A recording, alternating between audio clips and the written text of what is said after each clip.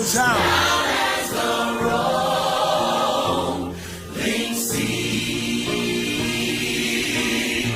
I like this part right here.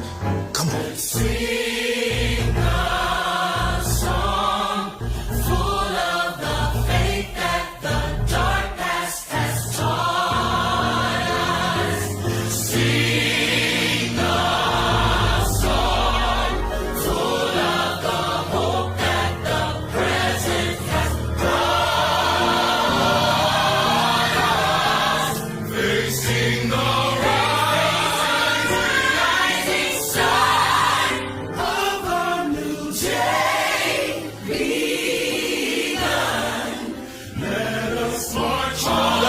on till victory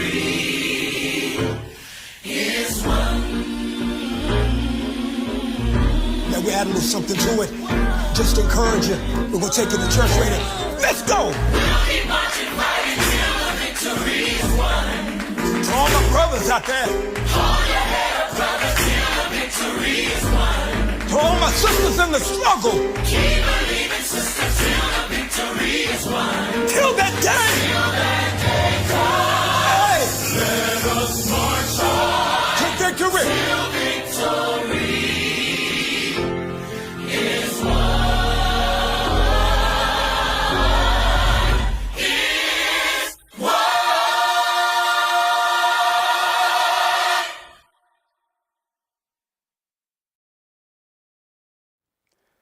Let us march on till victory is won. Greetings and welcome to Social Living on this Tuesday. It's the 30th day of March 2021, and my name is Carlisle McKitty, and I'll be your host this evening. I hope to be joined later on by Seba Damani. We will see what happens with that. Not too sure this evening, but we go forward with Social Living, and this evening is the 5th Tuesday in the month. You know, we have a different focus each of the first, second, third, and fourth Tuesdays. Well, this week we happen to be fortunate to have a 5th Tuesday, so we will see what happens with Seba Damani. But in the meantime, why don't we do this, and we will get started for real in a moment.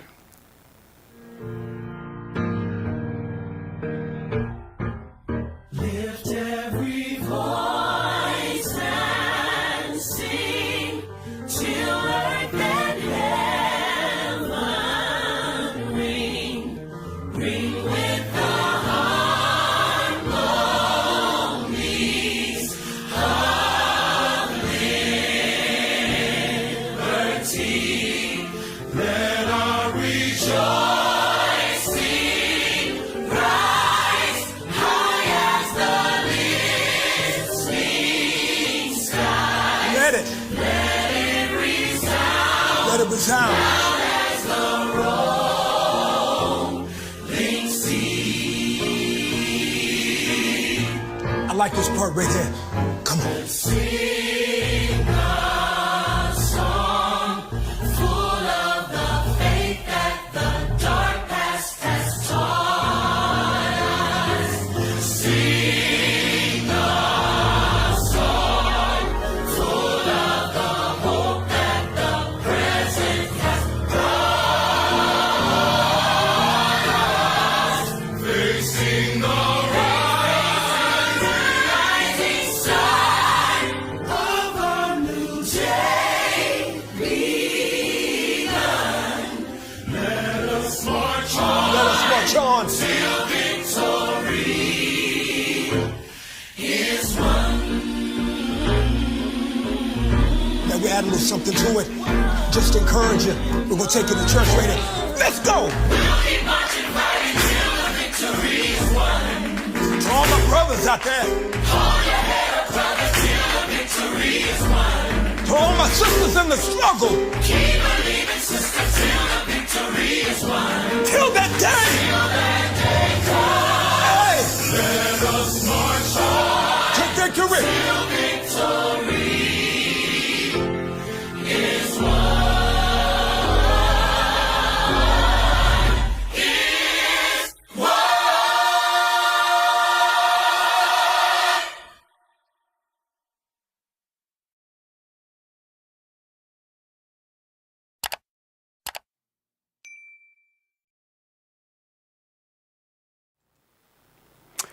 Indeed, let us march on till victory is won. Greetings and welcome to Social Living. My name is Carlisle McKetty, and I will be your host this evening. Not sure what the story is with co-host, but I am here, and so we go forward. And we have a lot to talk about this evening.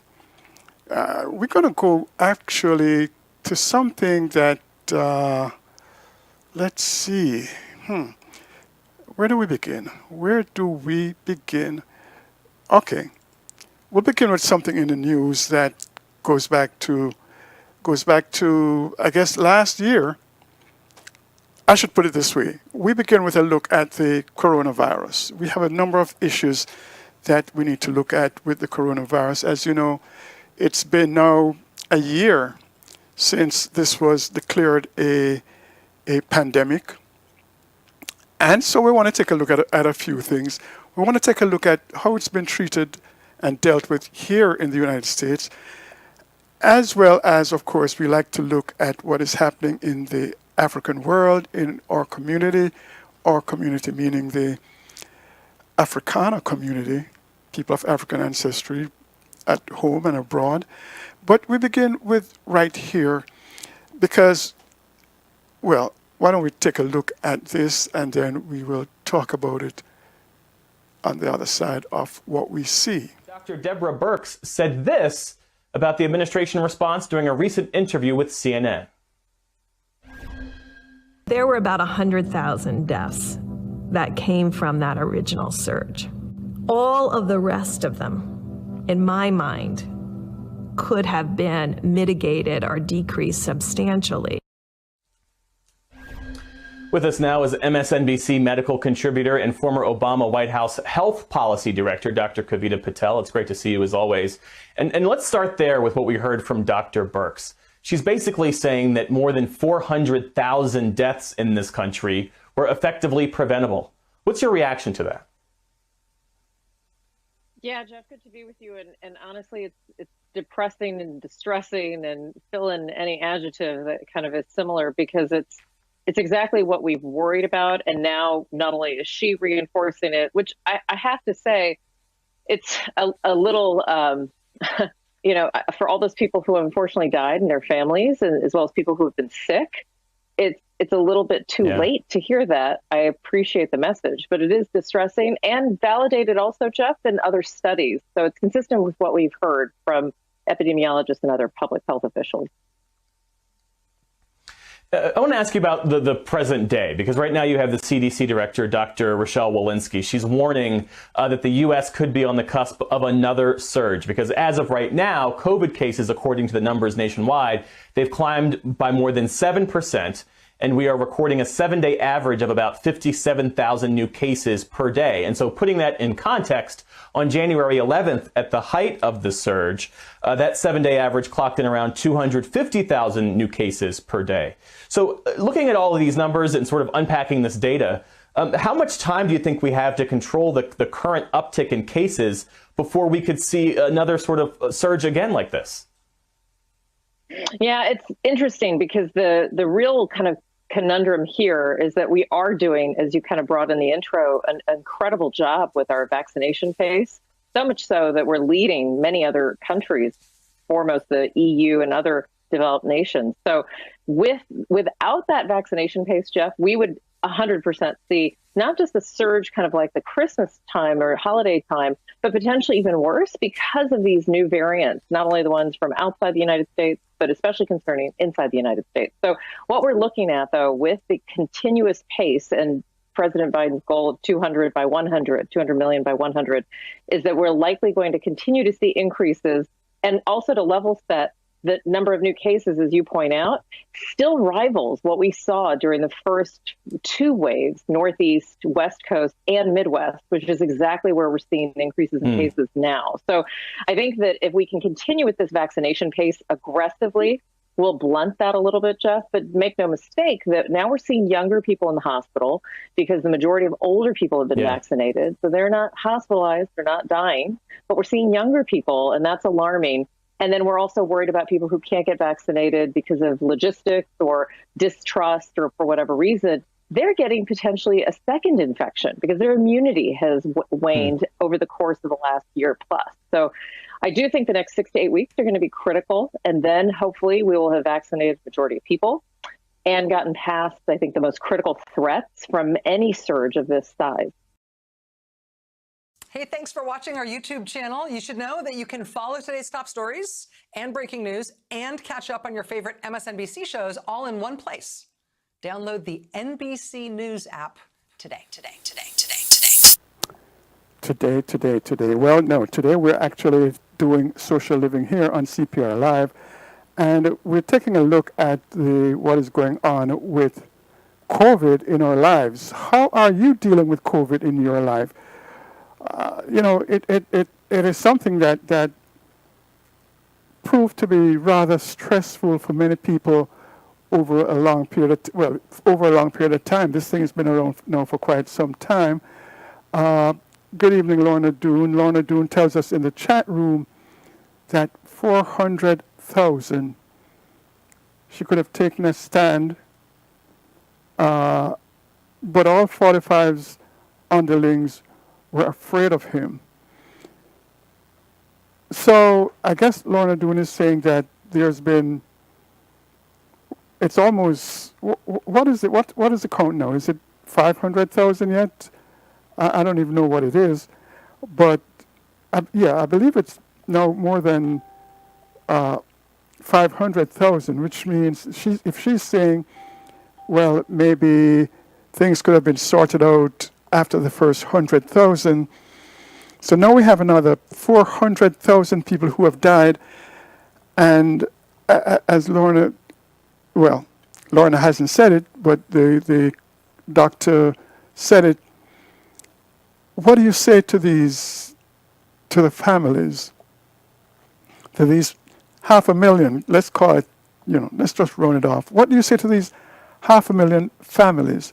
Oops, is that it? Or is there some criminal liability here? Can government people be held criminally liable for malpractice? That seemed to have been not medical malpractice, but governmental malpractice. What do you think? What do you think as there's this whole uprising about democracy, and the president is talking about democracy versus autocracy? What would you expect in a democratic environment to be the case when it comes to this kind of malpractice? You knew back then that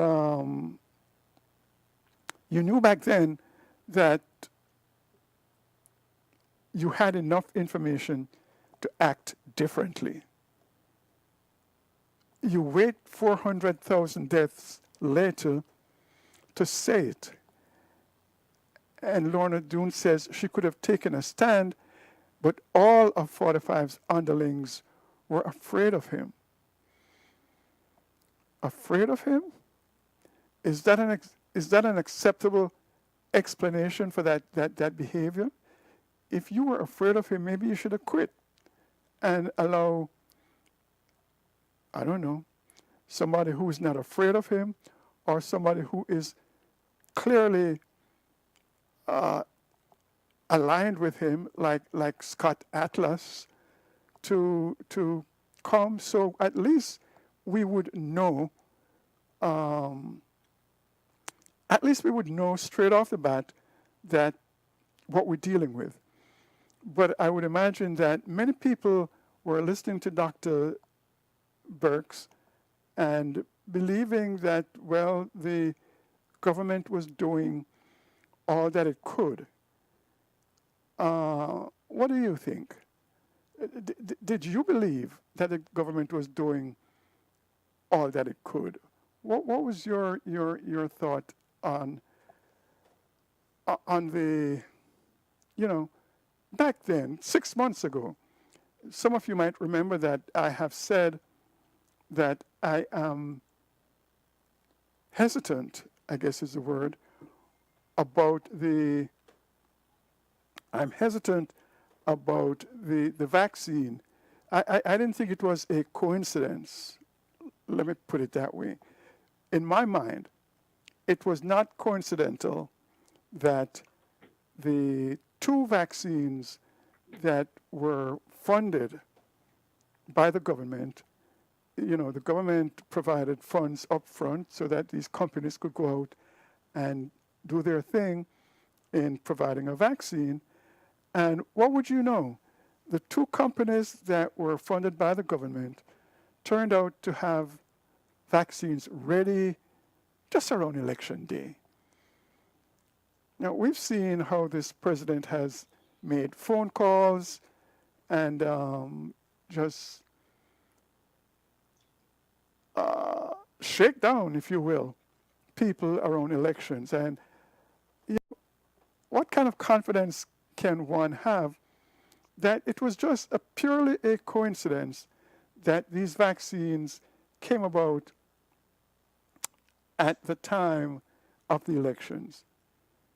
Just perchance? I don't think so. I really don't think so. Knowing how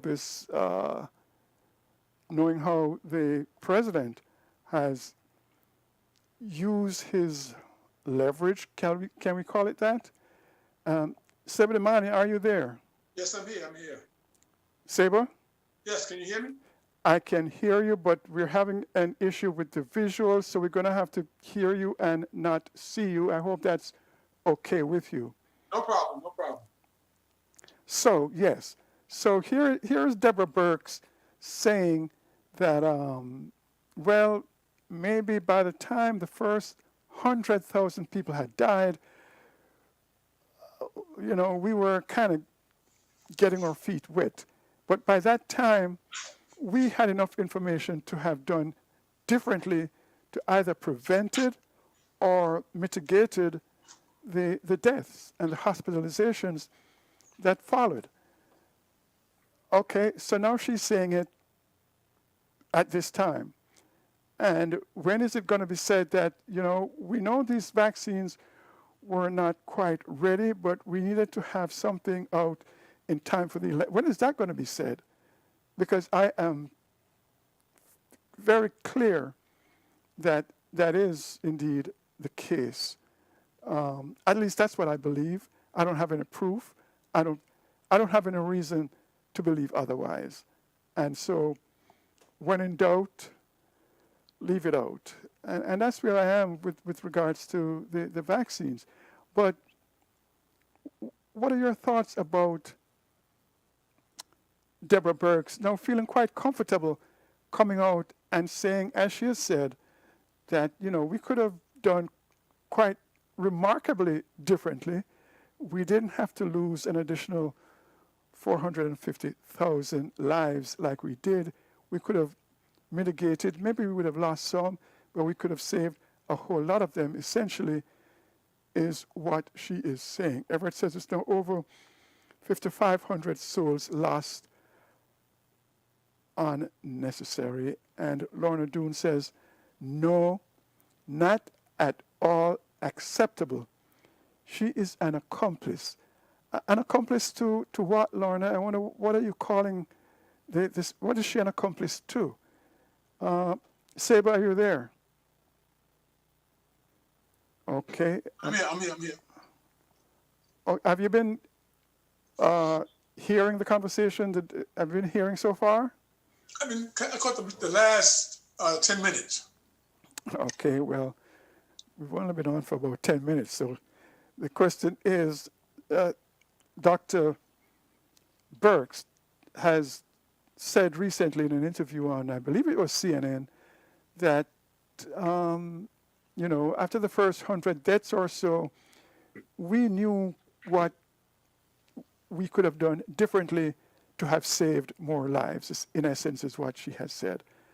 And we know it didn't happen. And an additional 450,000 lives were lost since that 100,000 point.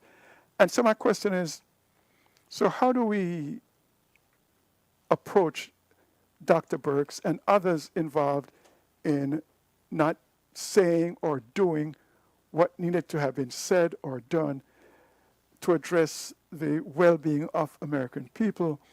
As Everett has pointed out, it is now over 550,000 souls lost unnecessarily. What are your thoughts? I don't know, man. What are they going to say? I'm still stuck on this all being a conspiracy. Of course, people are really dying, though. You're still stuck on what? I'm still stuck on this being not a gimmick, but a way of making money for the pharmaceuticals, the big pharma. Explain that, because we don't know what you're talking about. So explain your position that No, you're I stuck mean, on. I'm not saying anything different or new. I've said before that even though I know people are really dying, and many people are dying, in terms of the stats and, like you just said about how the vaccine came out at a certain time and how even with the vaccine, we still have to wear masks.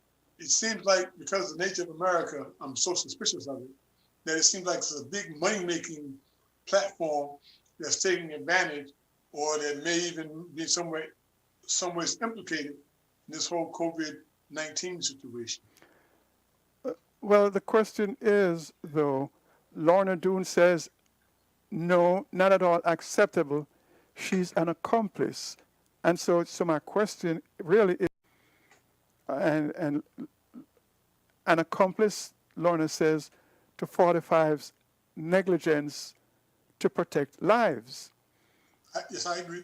That being the case, then, what should be happening? What recourse do the lives that have not yet been lost have if we agree that there was negligence and, I said earlier, malpractice, and I don't know which is worse, but in the case, let's go with negligence.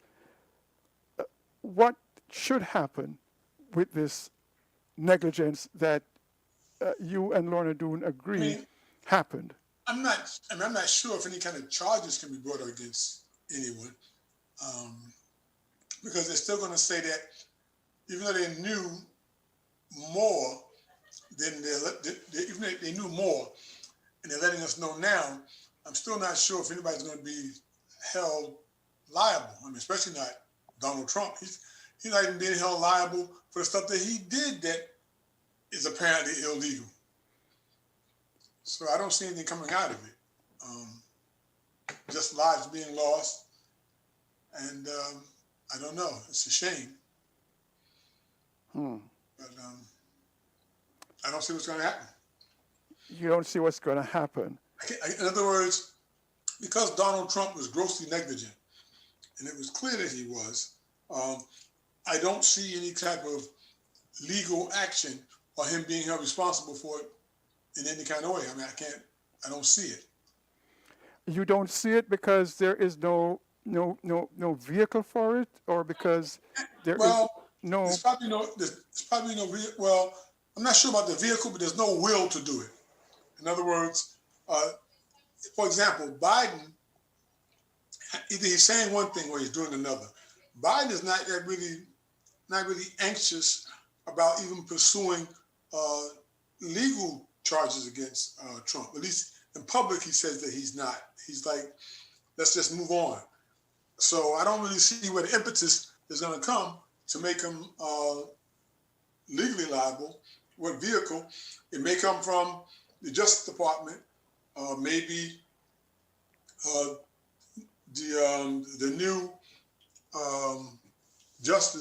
the new Attorney General may want to get even for the Republican at the Republican Party. I don't know. That raises a question for me. Is it Biden who we should look to for some kind of redress, or how should this work? How? It would be the Attorney General, I think. Okay. Yeah. He would be the one that would have to do it. Okay. All right. let's move on. Let's see. In the chat room, And remember, he had the bone to pick with the Republicans, not necessarily with Donald Trump, but with, Mitch McConnell and all them for not even giving him his chance to be a Supreme Court justice, Garland. So he may have a certain motivation, but I'm not sure. well, I would be disappointed if that were the basis for him doing anything about it. And I raise a question about how democracy works. I don't hear a role for we the people in any of this, and that is disturbing. But let's take another look at the way this COVID-19 has been handled on several fronts. The coronavirus vaccine, aka the thing you're pretty sure your friend lied to get. Although the vaccine rollout has been going fairly well in the United States, that has not been true everywhere else in the world. But why? Well, let's find out in another episode of Keeping Up with Corona, International Edition. Let's begin with the situation in Europe, the Baskin-Robbins of white people. The continent never really got the pandemic under control, and now it's struggling with vaccinations. While 22% of Americans have gotten at least one shot, in most countries in Europe, that number is only 8%. Honestly, it's been surprising to see Europe struggle so much. I mean, this is Europe, the most sophisticated place on earth. They have Denmark! They should be crushing this, but they're not. And now a controversy over one of their vaccines is only making things worse. Over in Europe, they are not facing good news. The continent is facing a third wave of the COVID pandemic, as at least 5 countries have now suspended using the AstraZeneca vaccine. More than a dozen countries have halted the use of the vaccine, including Germany, France, and Italy, as a precautionary measure. But regulators here insist there is no link between the Oxford AstraZeneca vaccine and a higher incidence of blood clots. AstraZeneca says a review of 17 million people here in the UK and in Europe who've received the vaccine found less than 40 developed blood clots. In their words, even lower than you'd expect to find in the general population. Just 37 cases in 17 million vaccinations, leaving many wondering why stop the entire program. Okay, look, I understand being safe. I totally understand being safe. But at the same time, these blood clots are affecting 0.0002% of people. So you might as well be worried that lightning is going to strike the metal of the needle as you're getting the vaccine. And it's crazy that France, of all the countries, is stopping the vaccine because of health side effects. I mean, their national fruit is the cigarette. So a lot of people do think that Europe is overreacting. And I'll be honest, I think I know what the problem is. It's because European scientists are explaining the side effects in a normal tone of voice. You see, if you want side effects to sound less scary, you gotta list them super fast while a fungus dances on our toes. It's also important to remember that not all side effects are the same, right? There are side effects that are more dangerous than the disease that they're fighting. Those are the worst. And then there are side effects that are serious, but are worth the risk. And then there are side effects that are just funny, like diarrhea and boners that won't go away. So doctors have to keep that in mind. But let's move on to Africa, the world's biggest country.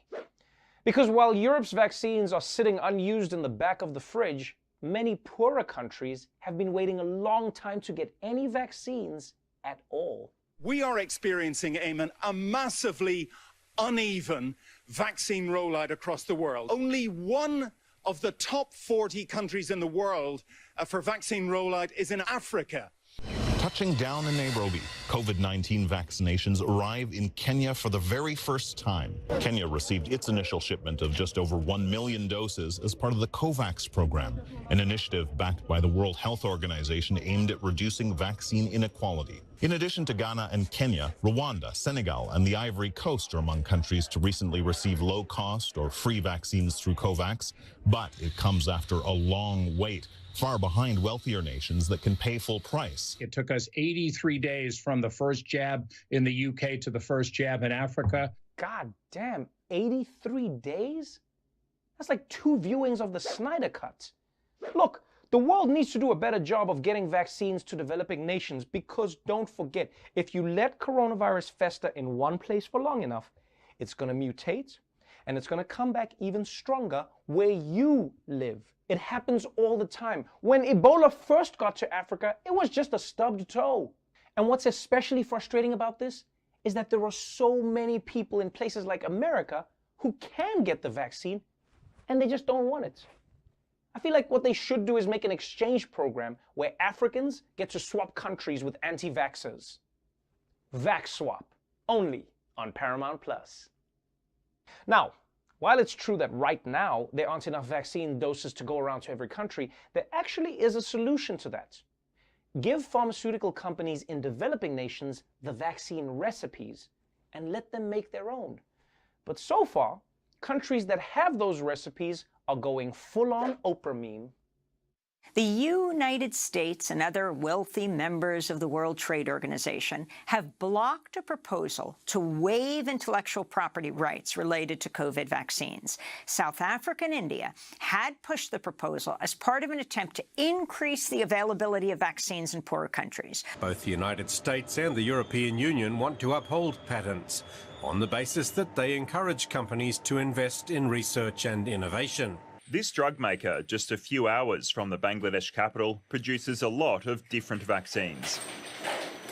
But the one it can't yet produce is the most in demand for COVID-19. The manufacturer says it has plenty of spare capacity and it could produce between 600 to 800 million coronavirus vaccines a year if it got a license.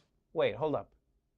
The entire planet could get millions more vaccine doses a year if they just waived the patents on the vaccines, but the US and the European Union don't want to? So you're going to tell me that Africa is expected to share our vibranium, but we can't get their vaccines? Well, that's real fair. Now, look, I do understand where drug companies are coming from on this. I mean, if Nani Indira wants a vaccine, then Nani Indira can design and distribute her own vaccine. It's called personal responsibility. And people are saying, this is a global pandemic. Doesn't Nani's life matter more than the share price of Pfizer? All right, fine. Let's compromise then. Pfizer should just give Nani some stock options. That way, everyone who's left alive makes money. But it turns out, not every country in Africa is desperate to get the vaccine. In fact, the country of Tanzania hasn't even been trying to get it, mostly because President John Magufuli claimed that COVID-19 isn't even real, although he might be changing his mind now. The president of Tanzania, John Magufuli, has died. He was a prominent COVID-19 skeptic and had not been seen in public since the end of February. In all this government, no one wears a mask, including me. It proves that there is no coronavirus, and God loves this nation. President Magufuli was more than a coronavirus skeptic. His government stopped sharing data with the World Health Organization last year and declared Tanzania COVID-free through divine intervention. He displayed a disregard for health advice, focusing on prayer and local remedies, while also claiming the vaccines were dangerous. There were sources within Tanzania that he was very sick with COVID-19. That, of course, is not confirmed. But given all the circumstances at play and the secrecy with which the government did its business, many people are skeptical that, in fact, it was only a heart condition that led to his death. What have I been telling you guys from the beginning? The biggest risk factor of corona is disrespecting corona. Anytime somebody says, this virus is no big deal, corona's like, okay, it's gonna be like that, huh? Okay, then 2 weeks later, it's fisting your lungs. Who's the hoax now? Huh? This real enough for you? Huh? And look, I know it's easy to shit on the African country with the strongman leader who doesn't believe in science, but please, don't forget, America also had a COVID-denying president who got COVID. The only difference is America had the elite medical teams with experimental drugs to keep its dumb president alive. So, that's what's happening with the vaccine rollouts across the globe. And even though things are going well in the United States, Americans unfortunately do need to pay attention to the world. Because you see, as long as the virus is still out there, it can always come back here. Because no country is an island, except for Iceland and the UK. and all the Caribbean countries, I guess. Sorry, but you know what I mean. No country is an island. Okay, no country is an island. I don't know what kind of statement that is when so many countries are islands, even including Australia, which some people now want to make a continent, ain't nothing but a big island, but I digress. Australia's always been a continent as far as I know. Well, see, I'm old enough to remember when there were 5 continents. I believe now they say there are 7. Yeah, 7, yeah. Yeah, when I was coming up, there were 5. I don't remember that, man. Asia, Europe, Africa, North America, and South America. Australia was never a continent until lately. Okay. Yeah, when I was a student, early in my education, there were 5 continents. I don't know when Australia became one, but I remember learning Australia was a huge island. What continent did it belong to? Say that again? What continent did it belong to? Asia? It must have been Asia. It doesn't belong to a continent, it's just an island. Every island belongs to a continent.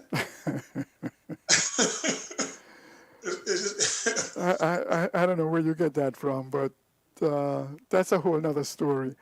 All right. I mean, a continent is a continent and an island is an island. But several things came up in this discussion, going back to your concern about money. In the chat room, Everett said Trump said the count was a means of doctors increasing their income.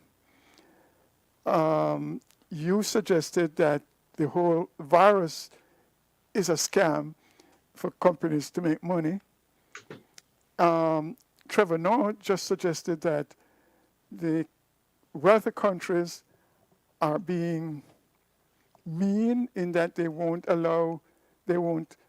free up their intellectual property to let other people use their formulas and manufacture their own vaccine. So is that what this all comes down to?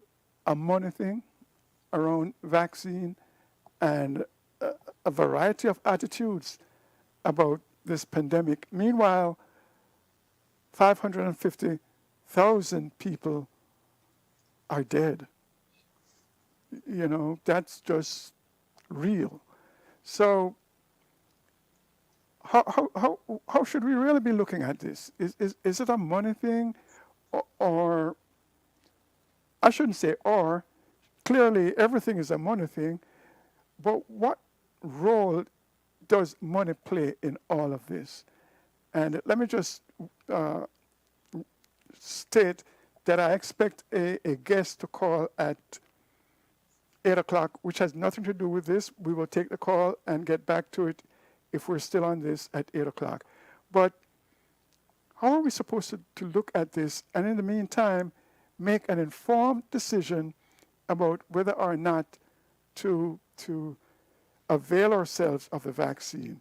If indeed the vaccine is only a money-making thing, does that mean that we don't take the vaccine, don't avail ourselves of the vaccine, and run the risk of joining those other 550,000 people in the United States who have succumbed to COVID-19? Do we lobby the developed countries to free up the patent, free up the intellectual property rights so that others can make their own vaccines and do what they need to do for themselves? Trevor Noah says it's called individual responsibility. How do we deal with this money aspect of this COVID pandemic? Several. And of course, I welcome your comments in the chat room. I I would love to be able to get some clarity about what our thinking should be on this matter.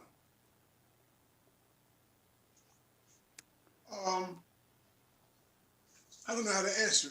What are you asking me? How do we factor in the money, and how does that impact our behavior with regard to the vaccine? What do you mean, how do you factor in the money? You mean, I don't understand what you're asking me. Well, you're saying that you're skeptical about the vaccine because you conclude that it's all about making money for the pharmaceuticals. It's a capitalist ploy, yeah. Part of what I'm saying, right? Right. If it is a ploy, then once you peep the ploy, what do you do, is what I'm asking. If in fact you conclude that it's a ploy, never mind the 550,000 people who have died, how do you respond to the ploy? Now that we know that it's just a money ploy that. Well, I'm saying that, but I believe that even if that was actually the case, that would never be let out to the public. I mean, that's something that, the government dies to the grave saying, no, it's not true. So, I mean, as far as I know, even if they had a lot of evidence that suggested that what I'm saying was in fact the case, it's going to quickly be banished to the area of a conspiracy theory. So, it wouldn't go anywhere, Oh, but I told you a couple of weeks ago that my accountant is a lawyer and his wife is also a doctor. And he said that he actually went and did some investigation where, and his wife was with him, he looked at the total number of deaths in the various categories before COVID came about, leukemia, whatever, pneumonia, all the categories. Then he looked at that same category, the year of COVID, and he said that he saw about 100,000 total differential between deaths before and deaths after COVID. And so he was saying that him and his wife are not sure if they won't know until, another year they can analyze it again and see how things, come back around. But he was under the impression that a lot of people who are dying from other diseases are being put under COVID. And but this is something that he did. I never did it, but him and his wife, who's a medical doctor, they investigated and they said that, well, it's about 100,000 deaths more. So if anything, I guess he would say that those are the real COVID deaths and everybody else is just dying from what they died from, prior to COVID. So, I'm a skeptic, but and in fact, if you look at the 100,000 figure he gave, it would make COVID nothing but another or a variety of pneumonia. Let me ask this: did he get the vaccine? No, he's not getting it. I think his wife is a doctor, so I'm not sure. But I know what happened. I know what happened exactly. I remember. He got it and she got it. And she twisted his arm and he got it just so that she would be cool. She's not as much of a skeptic as him, although she sees the data in front of her. She's not reading into, that it could be, some conspiracy per se, as much as the data is not saying or doesn't suggest as much as they're saying. So his wife believes that it's a bit of an exaggeration, where he kind of feels like, it's a scam, something's going on. Yeah, well. But he actually looked at the data. I never looked at it before. And he says that there's about 100,000 more deaths, in total, in terms of different categories of people dying in the U.S. Yeah, he could say whatever he wants to say. He's protected by the vaccination, so talk is cheap. His behavior tells me where he stands, and that's what I'm asking about. It's interesting because when I was talking to him, and he's an Italian guy, and it's funny because he was talking very silly, like saying, "I never wore a mask." I tell people, it's not necessary to wear a mask. And he was going through the whole thing about how he's an accountant. And so he visits his clients and he does his documents or whatever. And so he says that even when he was visiting his clients, he never wore a mask. So he's like, of course, that's a bit much, because even if I was a skeptic, I'm still gonna wear my mask, just in case.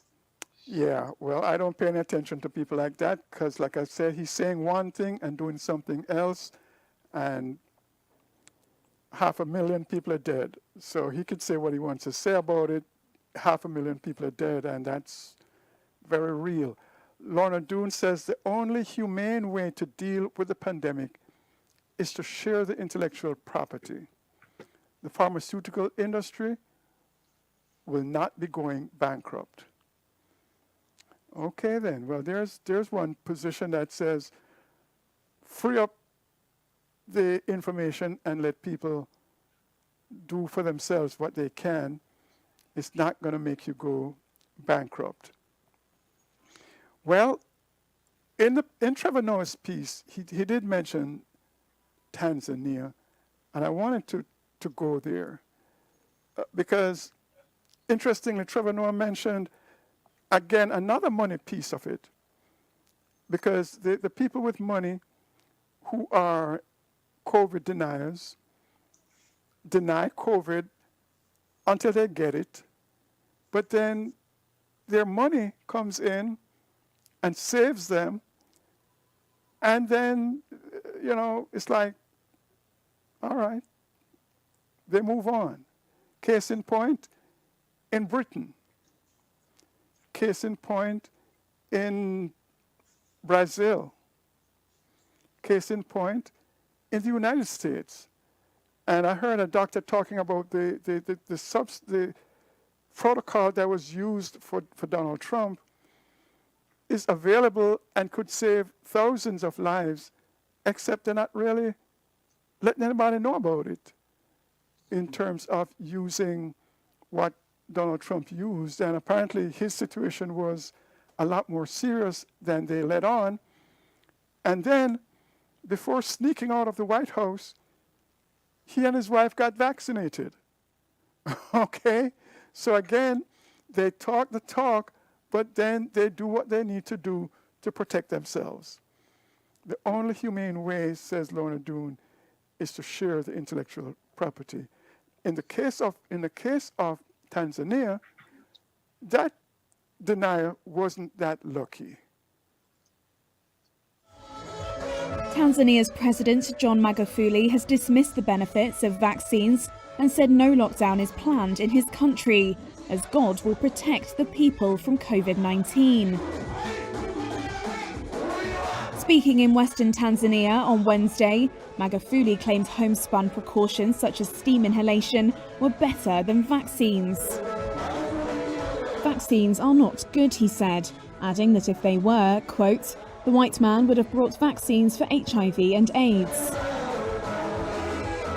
His views contradict global scientific consensus and advice from the World Health Organization.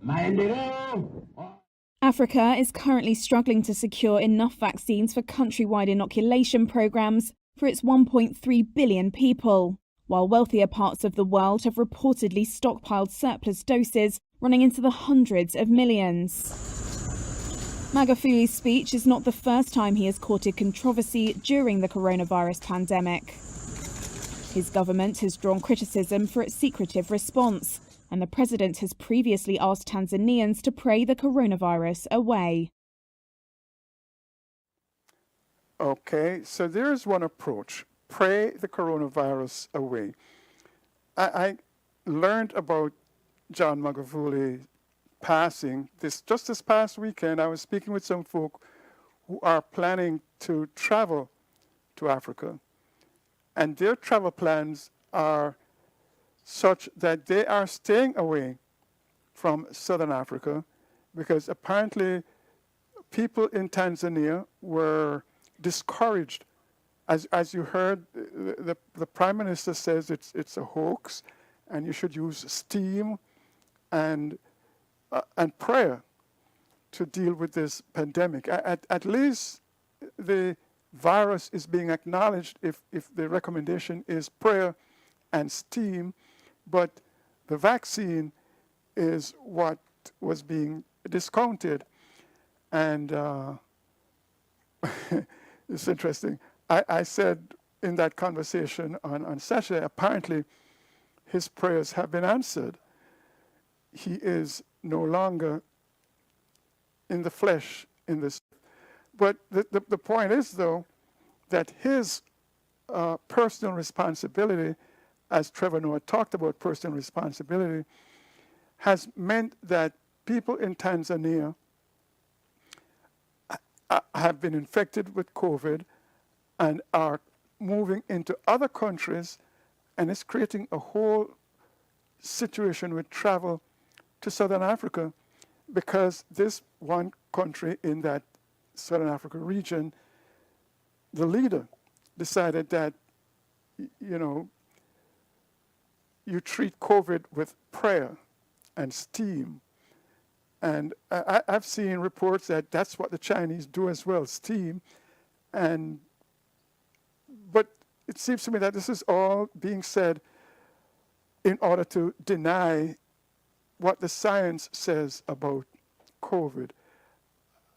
At least he is acknowledging its existence, but it turns out the reports are that he has died because of some heart issue he had for a long time, but the rumors are he died of COVID. And as Trevor Noah pointed out, wealthy COVID deniers get COVID, they just can't afford the treatment to deal with it. He wasn't, I guess, interested in the treatment, and prayer and steam did not work. In Dar es Salaam, Tanzanian flags are at half-mast to honor a leader the world suspects was hoist on his own petard. President John Magufuli, perhaps the world's foremost COVID denier, may well have been a COVID victim. There's no suggestion of that in the Tanzanian newspapers, however. Talk of coronavirus in the country is effectively forbidden. This man said the nation had lost a brave leader. It was painful enough to make him cry. This is the president who told his people to pray COVID away. Even better, he suggested, was to inhale steam while in prayer. Magufuli denounced vaccines and dismissed coronavirus test kits as faulty because they returned positive results on samples taken from a goat and a pawpaw. Last night, the Tanzanian vice president told the nation that John Magufuli had died. Joseph Magufuli. She said he had passed away due to a heart disease which he'd been battling for the last 10 years. She made no mention of coronavirus. Tanzania's main opposition leader, the man Magufuli defeated in October's presidential election, now lives in exile in Belgium. It is poetic justice. President Magufuli defied the world on the struggle against corona. He refused to take the basic precautions that people all over the world are being told to take in the fight against corona. The president made his last public appearance at the end of February. As rumours spread that he was sick with coronavirus, his government tried to reassure people. As recently as last Friday, the Prime Minister declared the president healthy and working hard. President Magufuli thumbed his nose at the world and denied coronavirus to protect Tanzania's economy. The big question now is, will his successor maintain a fiction that looks even more implausible after his death? John Irvine, News at 10, Nairobi.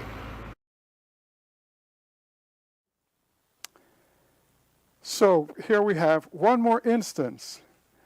Denied COVID existence to protect his economy. Wow. Sebedimani, you have any comments on this? I don't know what he died from.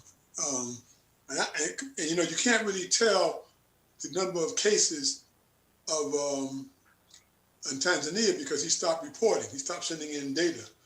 The only thing you can determine is the number of the neighboring countries in terms of how bad it was, you know, in their countries. And that may give you some indication of how bad it may have been in Tanzania. But typically in that part of Africa, and that's East Africa, you got Uganda, who has a very low count, I think at 335. Kenya is at 2,000. The worst country, of course, is South Africa. And they're like, I think, 17th or 15th in the world. So they have a pretty high count. For the most part, Africa has been handling it very well. But again, many countries, they have really locked down because of their experience with Ebola. And so I guess Tanzania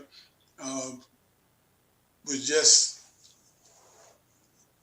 you know, with a leader like him, it's likely to have, you know, a good number of cases, but we don't really know. They didn't keep any records. They didn't give them to us. And even like, and at a certain point, some countries, and there are not many, who deny corona, or not even deny it, but want to project themselves as having a handle on it for whatever reason. We doubt their figures. I mean, for example, China reports that it only has a total of 4,600 deaths. You know, now that seems like unbelievable, but that's what they're reporting. So sometimes, you know, depending on the nation, we can't really even be confident in the figures. Okay. You said something about East Africa having low numbers, and that that would suggest what? Because again, with his country, you don't know because he didn't keep any data. But we know the neighboring countries who again probably have done a better job than him. They typically didn't have very high numbers. I don't know where he would stand, where Tanzania would stand. Now, if they had taken some kind of precautions, well, then I guess their numbers would be similar to the neighboring nations. But now there's no way of telling because, like the video said, it's almost like it's taboo to even say corona. So I don't really know. I have no idea what the numbers are like. I just know that in neighboring countries, it hasn't been very high. And typically, they say the numbers in Africa are low. One reason they say is because of the climate. They claim that that the coronavirus doesn't really seem like it doesn't spread as much in warmer climates. And so Tanzania is a very warm place, and that would be something that would keep the numbers down. But then on top of that, they said that there was some of their home remedies that have also, particularly what is it called again? Because I was taking some when I was in Africa. Euthanasia, right? They said that has hydroxychloroquine in it, and that helps to keep the numbers down. So we don't really know. You know, if you're talking about the climate, talking about some of the natural treatments, and then you're talking about taking precautions, those three things all together maybe was helping Africa to keep their numbers down. So in the case of Tanzania, the herbal medicines and the temperature may have been factors keeping the numbers down, but because they weren't wearing masks and distancing, social distancing, that may have negated it. So there's really no way of telling. And the fact that they're not reporting it, you don't know. It sounds like you differ with your accountant about coronavirus. It sounds like you acknowledge its existence and your. Well, I think he. It's not. I don't think that he didn't acknowledge it. I think he thought that it was being exaggerated. Hold a moment for me, 1 minute. Greetings. Hello. Okay, I'm holding. Okay, no, go right ahead. Saber, hold on for me. Our guest has just called, and we're going to go ahead and take the call. Greetings, Vivia. How are you? I'm okay. Good evening, everyone. Okay, we're speaking with Vivia Morgan, who is the chairperson. Is that the correct title?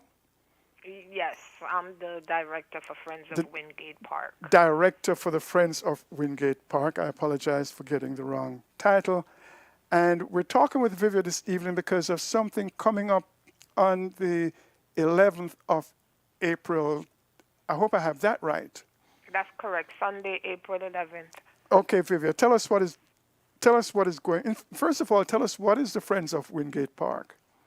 Okay, Friends of Wingate Park, we're a non-for-profit organization, and we do special events. We started doing basically cleaning up Wingate Park in 2011, and so far we advocated to get the 2 playgrounds renovated, the basketball courts, the fitness area, and now we're hoping that soon we're going to be able to renovate Wingate Field, the track and field area.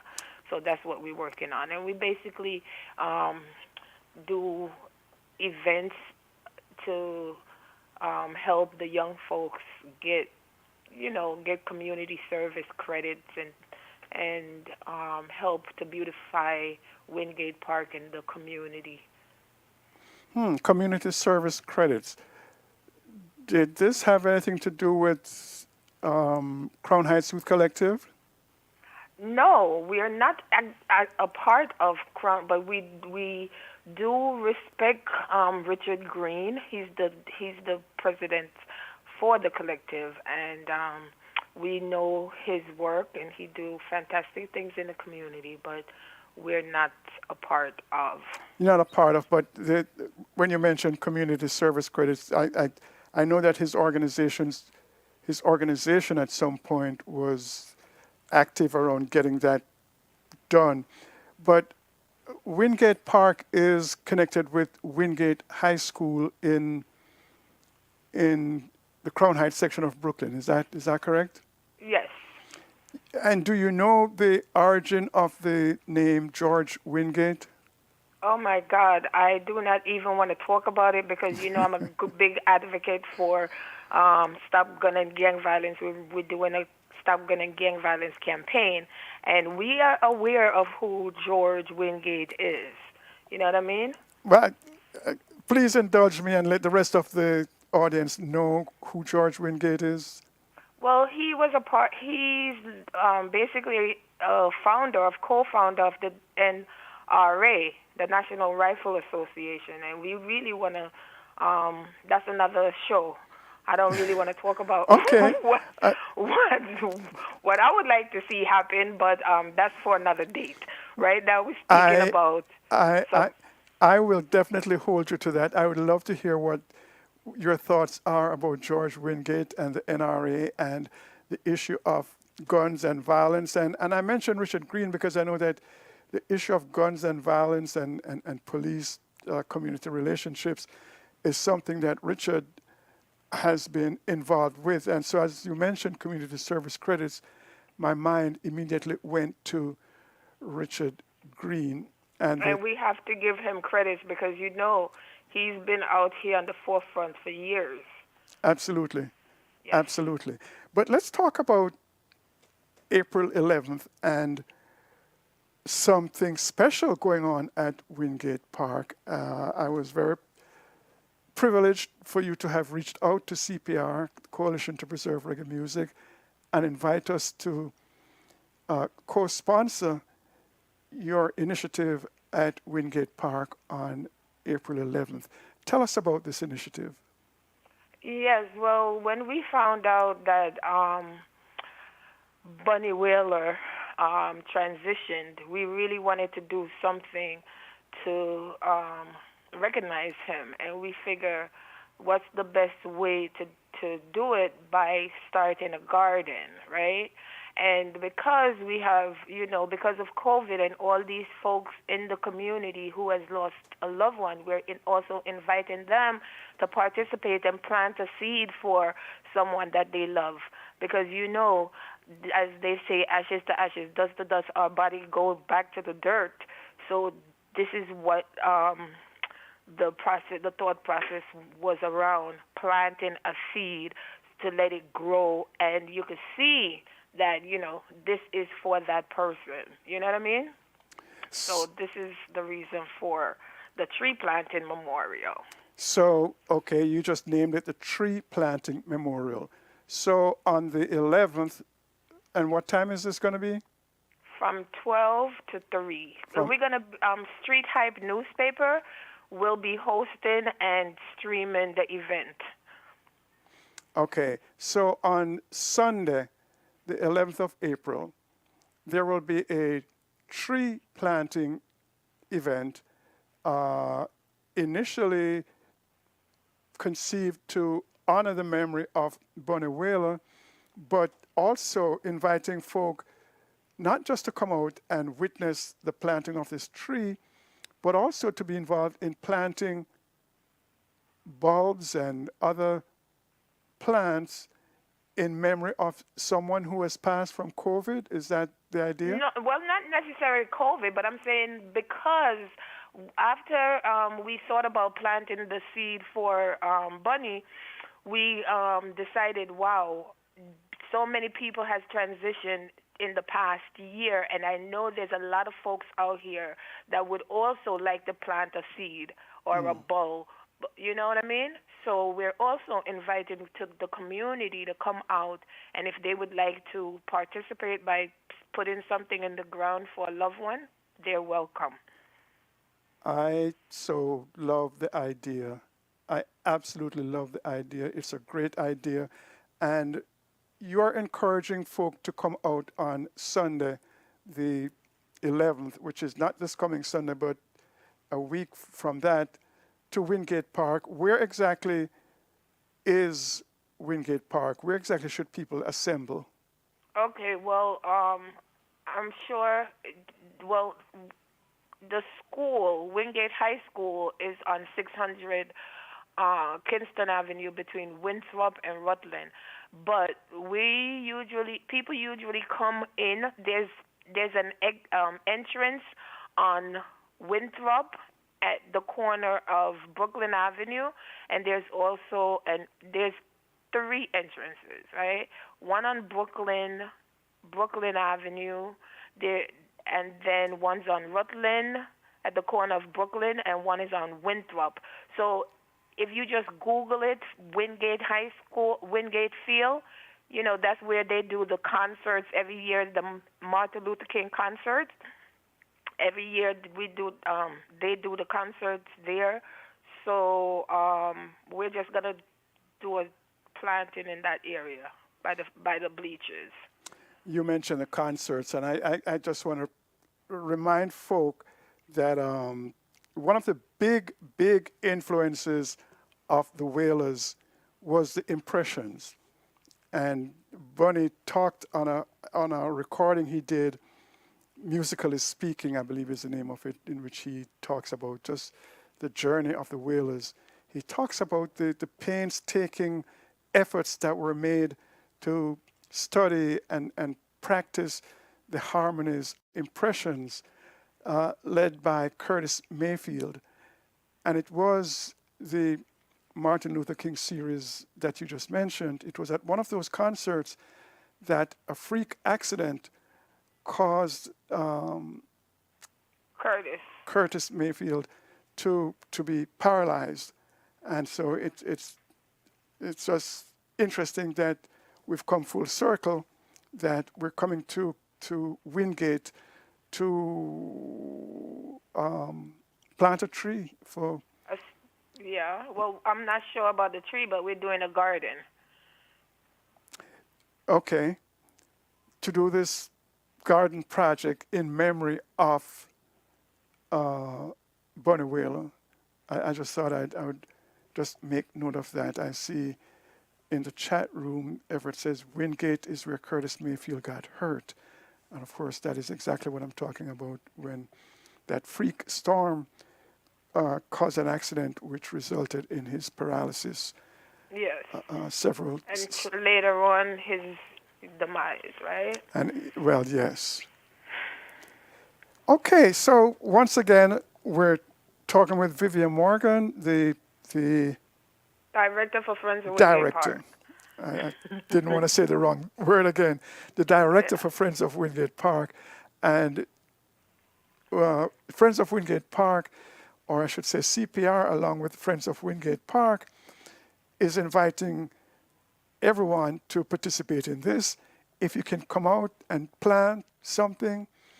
And speaking of planting something, Vivian, once it's planted, and I know you're a volunteer organization that sprung up to kind of preserve Wingate Park and to clean it up and keep it, in good shape for our children.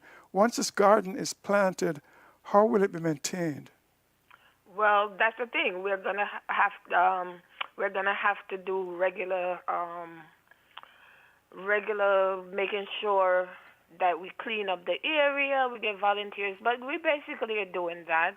We do that anyway, We work along with the Parks Department, Partnership for Parks, and we usually go out and make sure the flowers that we have there presently are usually kept. So we're on top of that, And there's a group of guys that's always in the park working out, and they make sure. I mean, they're out there, they're working out, but they make sure they always in the morning they go out there and they clean up the park. They help.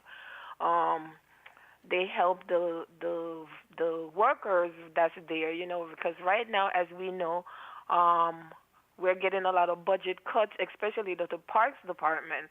So we're asking people in the community to help us to make sure we keep our community clean, you know what I mean? And not only our community, but we need to make sure we maintain our parks, because a lot of the young kids that live in apartment buildings, when they want to go somewhere else, they're going to go. They're going to go to the park just to get a little fresh air and get a place to kind of, come together and have a little fun. So we don't have a backyard. So our parks, that's our backyard, right?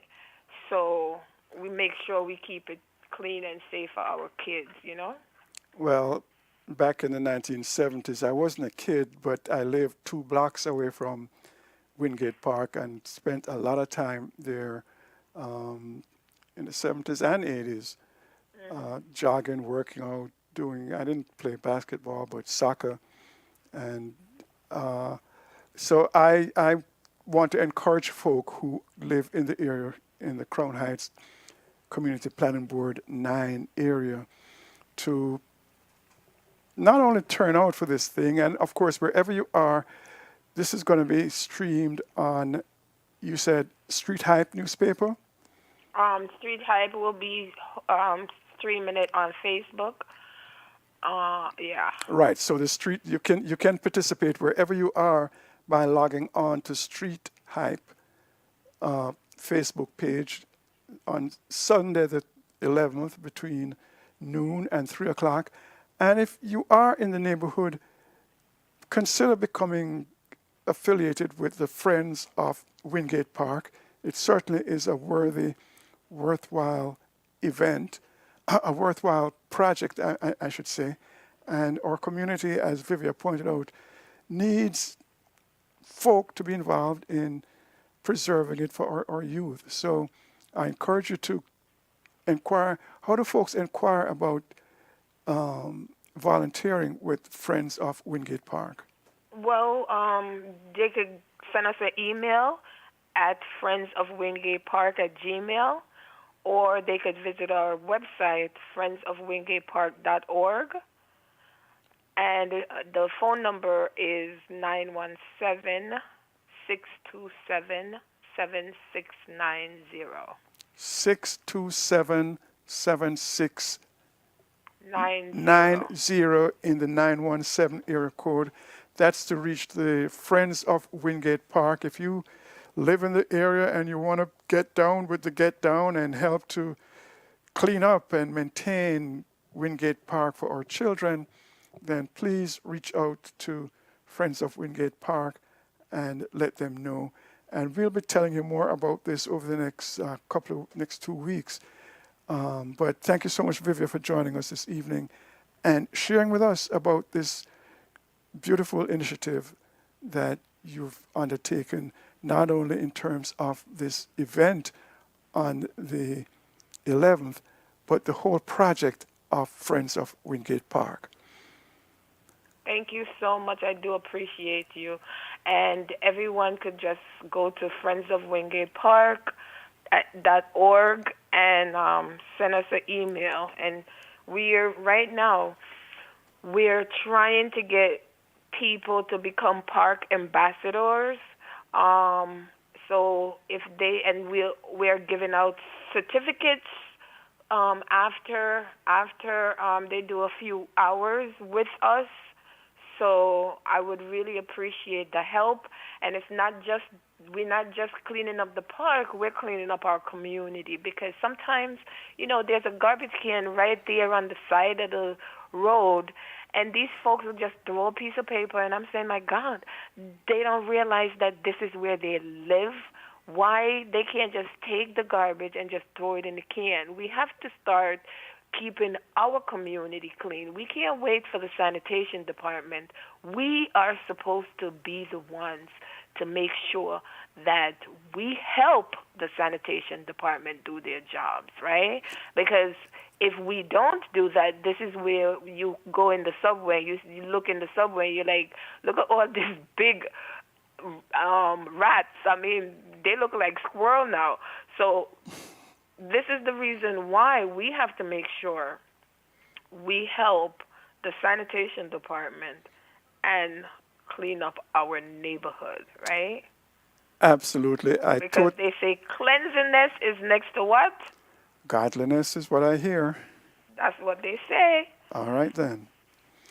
Listen, Vivia. And we can't do nothing without God, right? Listen, and as you talked about that just now with the garbage cans, it sounds like a signage project to put some signs up that kind of remind people that what you just said, this is our community. We've got to take responsibility for its cleanliness, because cleanliness is next to godliness, they say.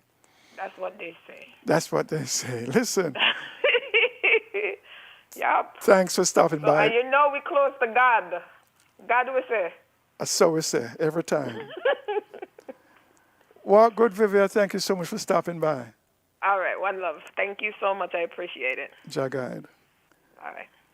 Indeed, indeed. And Everett says, I walked by the park many an evening in the 70s until joined the United States Air Force and moved away.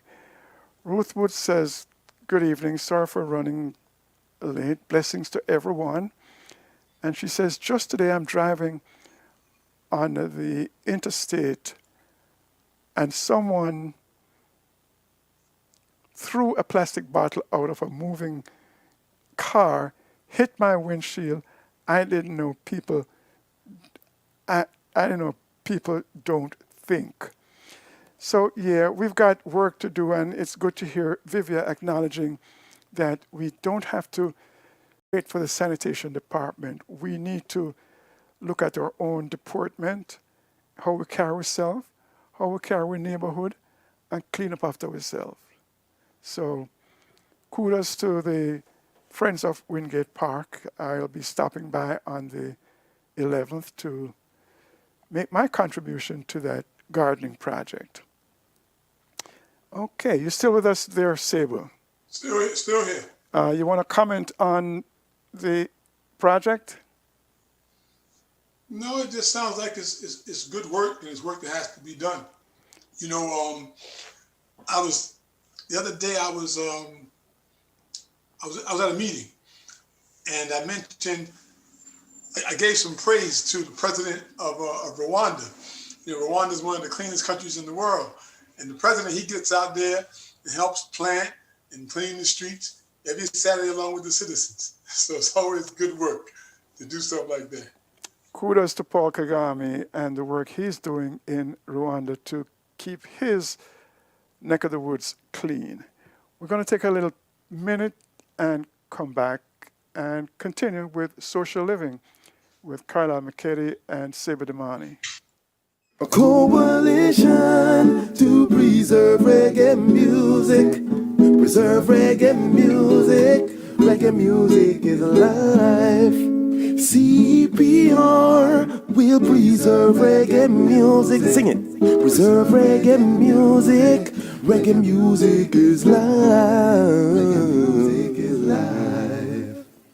This a one a real epidemic. Everybody get hooked on Twitter, Instagram, and Facebook. Well, this is Tasha T, and right now the world is in a turmoil. So do remember to take the necessary precautions. Wash your hands properly before touching anything or anyone. So please be responsible. Tasha T said that. One love. This is Lucian as a messenger, inviting you to support CPR, the coalition to preserve reggae and keep roots reggae music alive. CPR is a non-profit organization.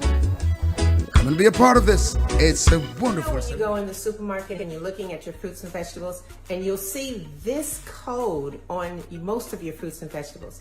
That's called the PLU code. And this code is not only there just to help the cashier know what to ring up, but it's there to kind of tell you exactly where your fruit or vegetable has come from. And so I want to teach you now so you can know when you go into the stores to always look for the code. If it's a 5-digit code and it begins with the number 9, then that means it is organic. If you see a fruit or vegetable and it's a 4-digit code that begins with a 3 or a 4, that means that it is possibly conventionally produced. And if you see a fruit or vegetable that begins with the number 8, a 4-digit code that begins with the number 8, it is genetically modified. Carla McKetty. Hey, tell me what I want. Me never see this from me born. Social media them love the most, but Tasha T I make them know say and everything you fit post. I get hype on a boss land, and everything Twitter you go put it on Twitter. You feel smart and clever, and everything you feel share. And not everything you for post. Indeed, indeed, indeed. Social Living, SMH, social media hype coming from Tasha T. And of course, we're still inside of Women's History Month, and we will spend some time as the evening goes on paying tribute to women. But right now, I want to actually revisit something we visited last week. Well, let's see. There's a trial going on right now of the officer who snuffed out George Floyd's life. Chauvin, I believe his name is. And I don't know, has everybody been following the trial? It just started this week. They did jury trial jury selection the last couple of weeks. And the trial started in earnest with opening statements yesterday, and began witness testimonies today. Seba, have you had any opportunity to take in any of this? I haven't been keeping up with it. You said you have or have not? I have not. Okay. I'm one of those people that I would like to see justice. It's just that I'm so used to not getting it that I just haven't been paying attention. Okay. you're so used to not getting it, you just haven't been paying attention. That's an interesting piece. And speaking of justice, we had this conversation last week that I'd like to revisit because I do need some clarification, Sabre, on some comments you made about Malcolm X. And those comments actually began around this issue of justice. You mentioned Rodney King. And well, let's go to Ron Johnson first, because that's where the conversation all started last week. For those of you joining us who were not with us last week, let's hear what this senator had to say about the insurrection on the 6th and what his thoughts were about if those were black people.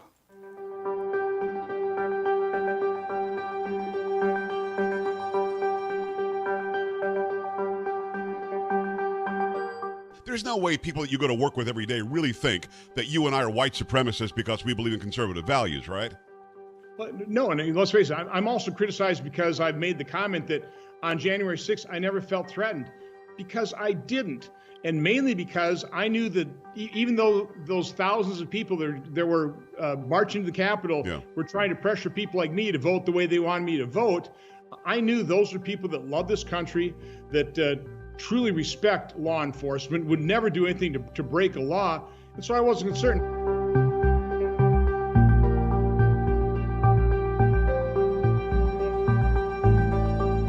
Now, had the tables been turned, and Joe, this got me in trouble. Had the tables been turned and President Trump won the election, and those were tens of thousands of Black Lives Matter and Antifa protesters, I might have been a little concerned. This is where the Republican Party has gone. They are clearly embracing racist ideologies, white supremacist groups, and not afraid, completely emboldened to say that out loud in public and, have people realize that that's who they are. The only reason to make a statement like that, to openly concede that when a group of white people with violent intentions congregate, you don't feel unsafe, versus when black people congregate to peacefully protest injustice, you do feel unsafe. The only reason to say something like that is because you are a racist. I mean, we need to start calling these people what they are.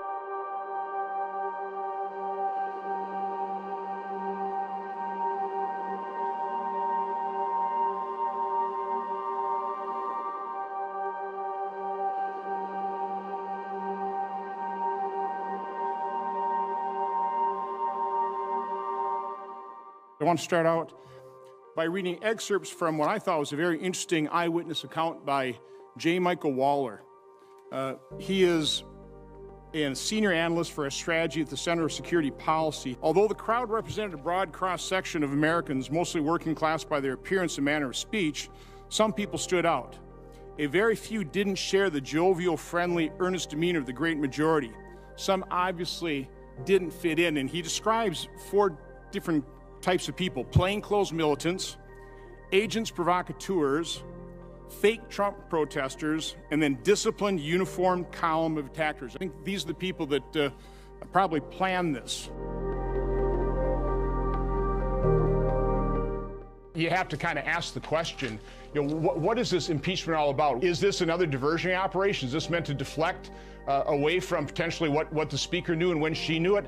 I don't know, but I'm suspicious.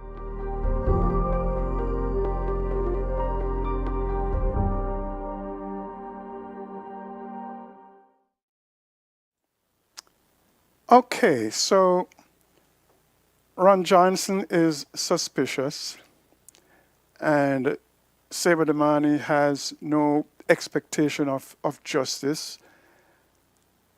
And, well, this is America. How do we move forward, Sabre? As I said, I've been looking at this, or this trial has begun. And one of the things that was said in the opening statement is that the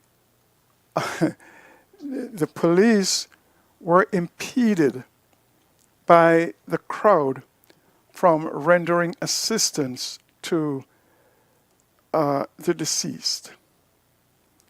The police were impeded by the people from assisting. And it immediately reminded me of Saber's comments about Rodney King. You want to remind us your sentiment about Rodney King, Saber? What about people's perception and what they saw? What? Yeah, you mentioned not just last week, but on more than one occasion how startling the Rodney King verdict was based on what you saw. What I was saying, my point was about perception, and I was saying that I saw Rodney King being beaten and a man trying to defend himself from the blows. But apparently, the people on the jury, they didn't see that. And so they saw him resisting arrest. And so I'm saying to myself, come on now, I know those people saw what I saw. But eventually, I came to realize that, no, they didn't see what I saw. That they saw what they wanted to see. And in some ways, I mean, I saw what I wanted to see too. I think I'm more objective, but I think that those people really saw that because of their thinking. Their thinking allowed them to see that. That's how they interpreted it.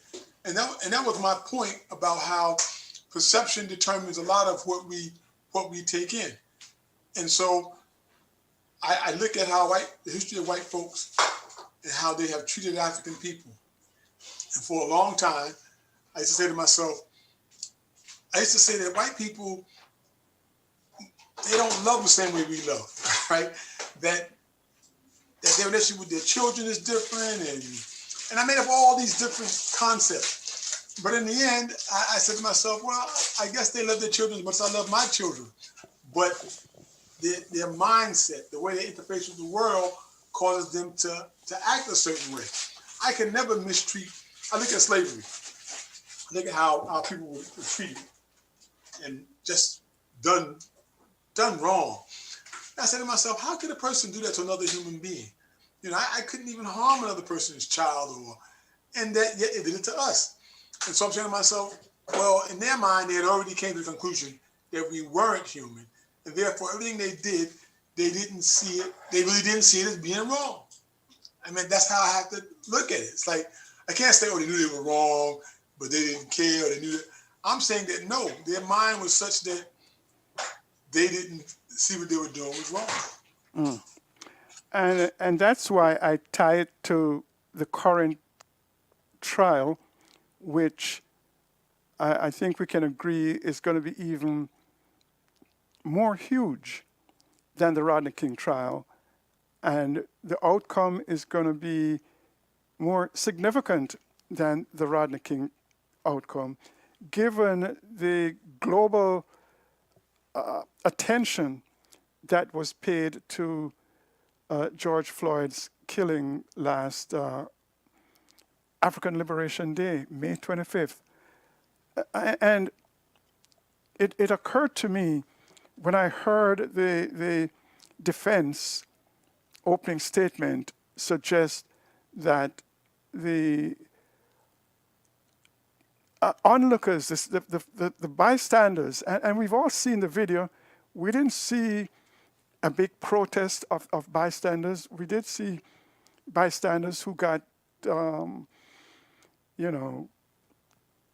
shaken by what they were seeing. But now a part of the defense that the ex-police officer's attorney is presenting is that this wasn't really murder because of the interference of the people on the sidewalk who were saying, stop killing the man. Those people who were encouraging him to stop killing the man, to get up off of his neck, are, in fact, the reason he died, and not the knee in his neck. And so when you talk about perception, I don't know what these people's perception was going into that jury, but I am clear that the defense is going to pull out every stop to define for these people what they were perceiving. And so just as with the Rodney King case, where the jury saw, or where you saw what you saw, the jury's decision was not based on what you saw, but you're suggesting based on their perception. And I'm suggesting it was more than just their perception, that they were led by the defense to perceive what they perceived, or to harbor enough doubt to not find him guilty, not find the police officer guilty. And let's be clear that the responsibility of the jury is to decide beyond a reasonable shadow of a doubt. And so the defense's responsibility is to plant doubt. And the doubt in this case is there was interference on the part of the folk on the sidewalk, and also he had pre-existing conditions which were the real reason for his death, and nothing that this police officer did caused his death. Or at least there is doubt that he died as a result of what the police officer did, and here's why. He had drugs in his body, he had a heart condition, you had people on the sidewalk interfering. All of these things intervened to, you have to have some doubt about the culpability of the officer in his death, because there were so many other things happening. You could not possibly find this man guilty of murder or even manslaughter, because there were just too many things going on. There are too many intervening, issues that for you not to have doubt. And this seems to be the strategy of the defense. It seems to have worked in the case of Rodney King, and here it is being set in motion to work in the case of George Floyd.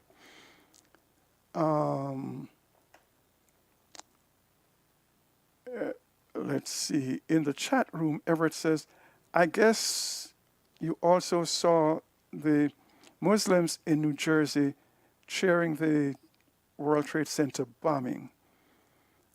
Okay, I don't quite remember that reference, but I do remember that there was this issue of the World Trade Center bombing. Do you remember that, Saber?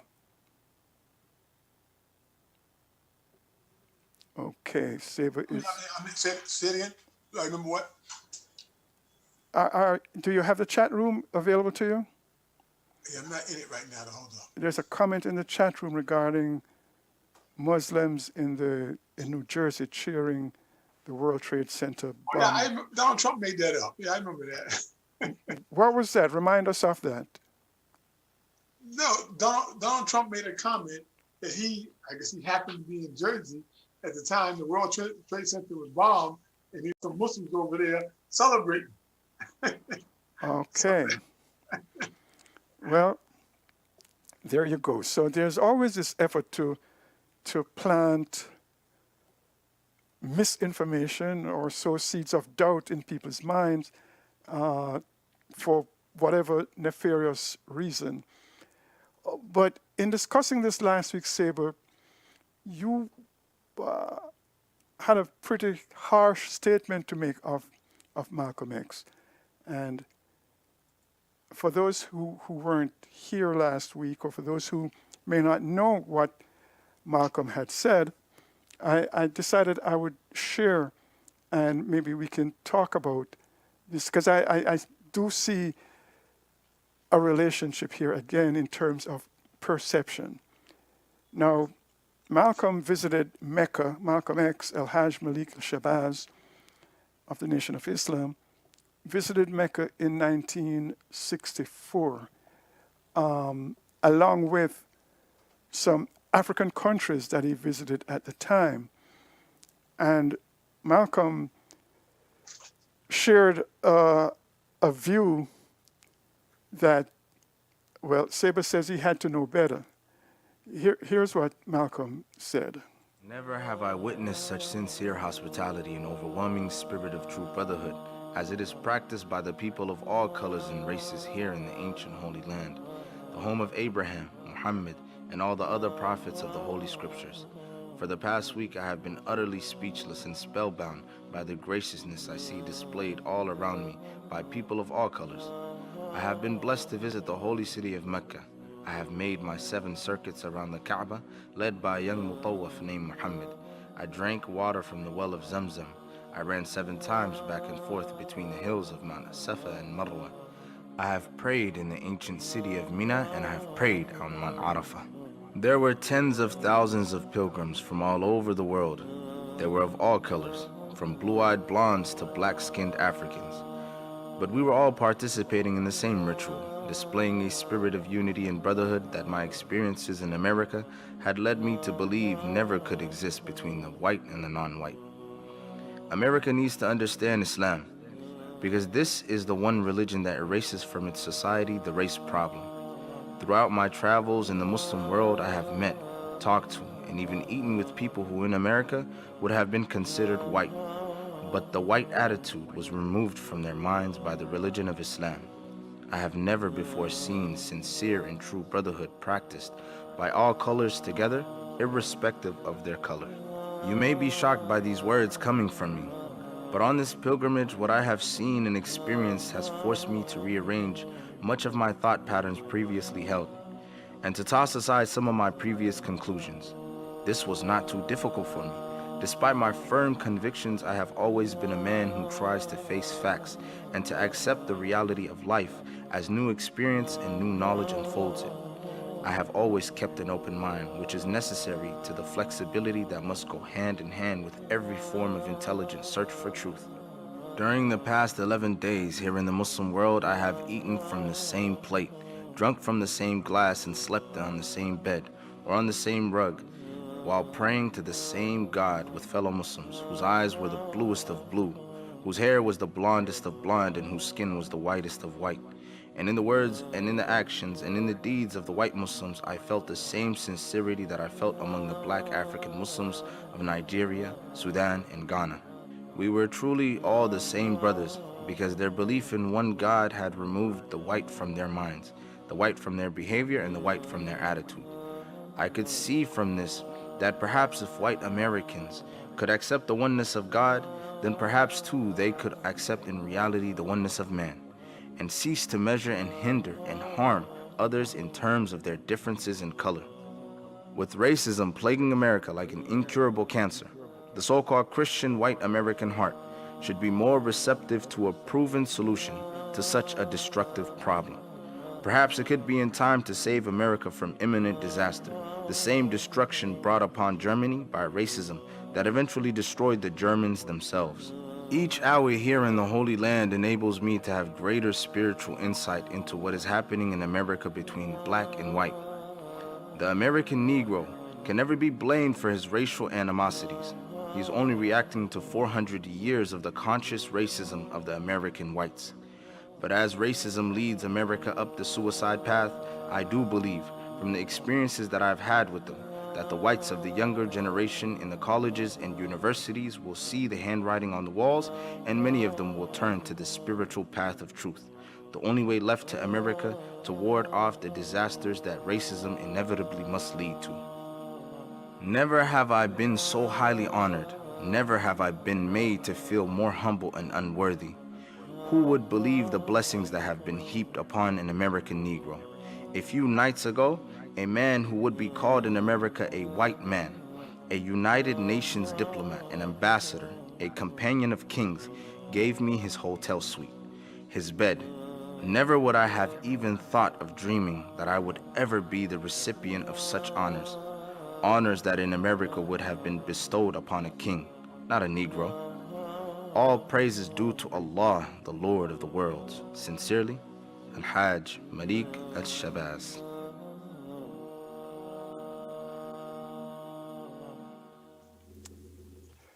So there you have it. Malcolm wrote this letter from the Hajj.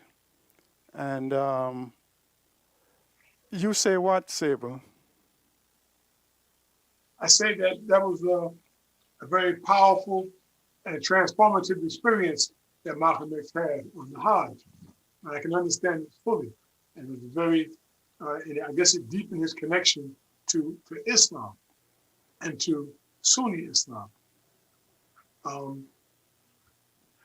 what I said was that there's a book written called Garvey, Lumumba, and Malcolm, Black National Separatists. And in the book, and this is where I first came across the notion that Malcolm he wasn't as critical as he could have been. And in the book, she explains how at the same time that Malcolm is making his Hajj and he's in Mecca, she looks at what the Arabs are doing to Africans at that same time, enslaving. Saudi Arabia had just ended slavery about a year earlier. And then there's a whole history of Arab mistreatment, to Africans. So he's there in the Arab world, and he's among, Arabs and Eastern Europeans and Africans, and he's feeling this sense of oneness. But that same Arab that's there is a man who, even to this day, is still enslaving people in Africa. You have to be careful when you go to certain countries because they will snatch you up today. And so his viewpoint on Islam, he separated it from the history of the Arabs, who are the people who introduced Islam and did it in a very brutal way, in fact, enslaving many Africans. And so that he didn't factor it in, or he wasn't aware of it, or he hadn't come across that information yet, even though, again, he's going through this transformation, and he's going through things and he's experiencing things. But what I said is just that with all the history and information that was available then, but I guess he didn't, he wasn't on that. He hadn't come across it. I don't know what the case may have been, but clearly he paints a very rosy picture of people who, and I'm talking about the Arabs because he was among mostly a lot of Arabs. And so that whole thing, the experience of the Hajj and, the high that he was on, it had nothing to do with the fact that the history of those people and that religion, particularly in terms of how it's dealt with our people, it can't be forgiven and it can't be overlooked. Okay. Well, and that is why I connected to the Rodney King situation and the George Floyd situation, because I don't know that, well, not that I don't know, Malcolm did not say anything about overlooking anything. See, what you saw or what you say about the Rodney King verdict is that the people saw what they saw, but somehow came to a conclusion that was, from what you saw, inconsistent with what had actually happened and what they had actually seen. And what you said last week, which disturbed me because it really disparaged Malcolm X, is that he ought to have known better. He was hanging out with Clark and other historians in Harlem. Now, there is nothing that hanging out with Clark and historians in Harlem have to do with what I just heard Malcolm express in that letter. Malcolm spoke specifically to what he experienced on this trip, not the history of Arabs, but the Brotherhood of Muslims. Now, expressing what he did about the Brotherhood of Muslims does not, I find, in any way deny any of the history of Arabs. And it does, though. It does, because the whole concept of ummah that comes out of Islam and the sense of brotherhood, that they have not lived that. It's a contradiction. And so when you give the impression that it's authentic or it's sincere, it could be misleading to many people who may be interested. And here's the real crime. And this is where, it gets complicated, but a lot of times, particularly with people in the diaspora, when they embrace Islam, they embrace it along with Arab culture. And that's dangerous, as opposed to other folks who have a solid cultural foundation, taking Islam and placing it and making it a part of their culture. It's sort of different. Whereas people who, particularly people of African ancestry in the diaspora, there's always that danger of adopting Arab culture and not being able to separate it from Islam. And what begins to happen is the Arabs begin to have like a halo effect. A halo effect, and they become almost blameless, and they become special people in the eyes of a person coming from Islam from that vantage point, from that approach. And I think that's very dangerous. Except I didn't hear Malcolm say any of that. I didn't hear him say that though. But you see, what I heard him say is what he experienced. Just like what you experienced when you saw Rodney King being beaten. It is the moment. Malcolm spoke exclusively about his experience in 10 days in Mecca. So I don't know how you could put all of that weight on him for saying what he felt about his experience. No, don't get me wrong now. I still hold Malcolm X to be largely responsible for the person that I am. So it's not like I disparage Malcolm. But you did when you say he should know better. Better than what? Better than his lived experience? No, what I'm saying is just that Malcolm X is also a student of history. And whenever he talks to us, he's always giving us history. That's it. That's his thing. He was able to understand history, and he had an understanding history of the West, of Europeans, of America. And he would always use history to teach us and to guide us, be it the house slave or the field slave. Even in terms of contemporary events, Malcolm was up on them. He was aware, and he used them as teaching tools. And I'm saying that the history of the Arabs is also something that he could have been aware of. Being aware of it and putting it in the context of our people. But being aware of that history would not and should not and could not deny what he was experiencing in that moment. And he was writing that letter from the Hajj in that moment about exactly what he was experiencing at that time. And I'm not criticizing Malcolm X for his experience. No, I'm not criticizing for his experience. Right? The experience that he had was real, and the high he was on was real. But that's all he said in that statement. I didn't hear him say anything about. I didn't hear him either deny history or cite history. He simply reflected the experience he was having in that moment he was in Mecca. Right, and what it felt like. Denying that that's real and that's valid. What I'm saying is just that, from a historical perspective, hold on, and from the Malcolm that I know in terms of his mindfulness, his thoughtfulness, it seems like he may have been a little light or easygoing on the Arabs. Now I would have to. Now I've searched, I've read almost everything about Malcolm. I may have missed 1 or 2 books. I'm exaggerating, but I've read a lot of stuff. And so I don't know. It seems like I haven't come across where he was analytical or exact in terms of the Arabs and their history with Islam. I'm not sure. I didn't hear him say anything in that presentation about Arabs.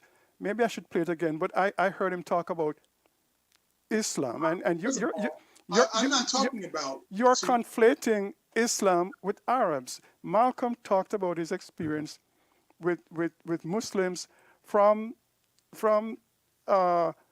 Saudi Arabia as well as from across Africa, and he specified that. He said he was in fellowship with Muslims, and he was speaking about Muslims, and you are speaking about Arabs. Right. I'm speaking. And those are two different things. He was not speaking about what you're speaking about. But my point is this, though, that by Malcolm X speaking and taking that approach, in many ways, he let Arabs off the hook.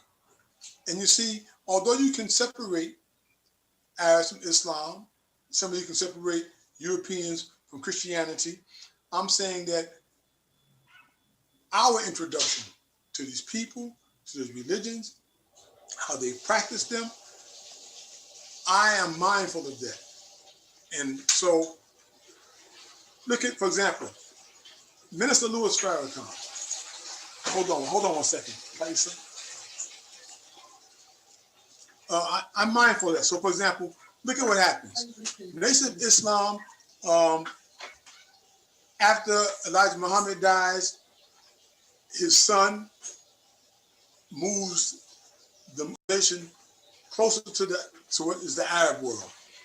Minister Farrakhan, he tried to maintain the Islam that incorporated, I guess what you would call African American or diasporan culture.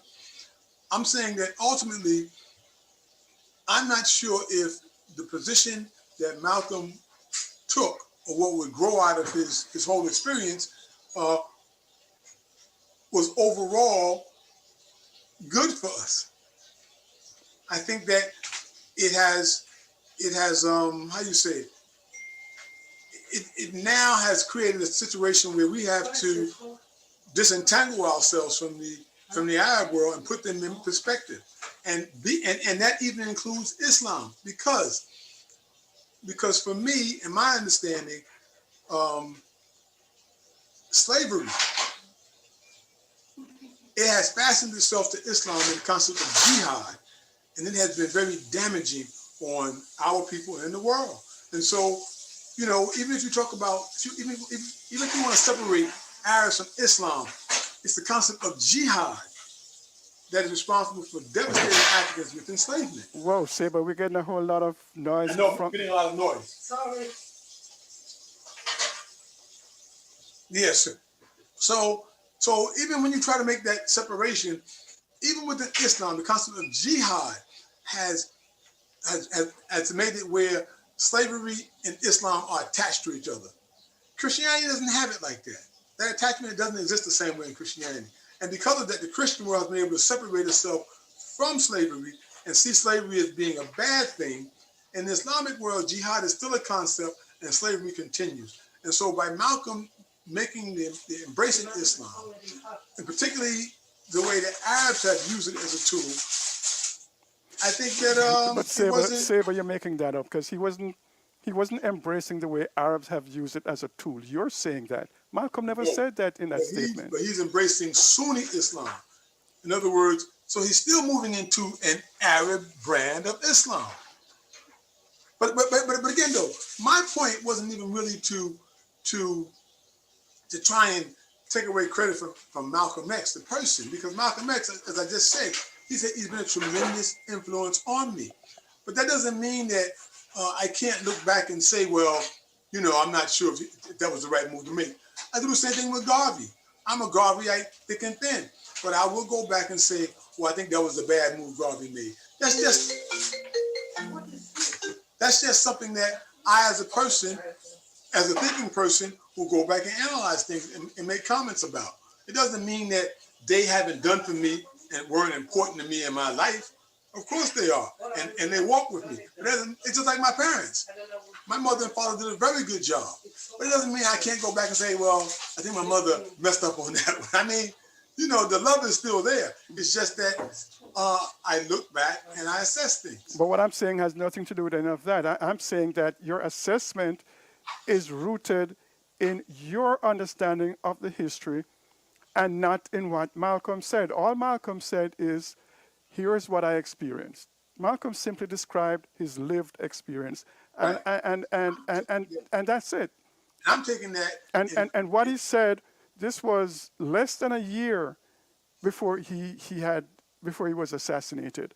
So, you know, what it means in history and all of that, we don't know. We cannot speculate about that because Malcolm didn't live a year after writing that letter.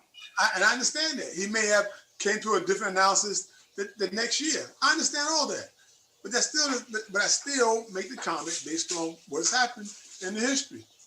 It doesn't make me love Malcolm any less. This has nothing to do with loving Malcolm any less. The issue is the basis of the comment. Your comment is based on history, and Malcolm's comment was based on an 11-day history that he experienced in his Hajj. I wasn't even my comment wasn't even addressed to just his experience of the Hajj. That's what you just presented. I'm talking about in terms of how he moves after that. You still never hear him. He still lives for almost a year after that. We still don't hear any comments of anything regarding that. You know, so regarding what? I don't think Malcolm was saying anything different than what he was saying before, except that I'm talking about in terms of the Arabs. Right, that's what I'm saying. That's what I'm talking about too. In other words, don't see. Here's the problem. There were people who, for example, again, look at Muhammad Ali.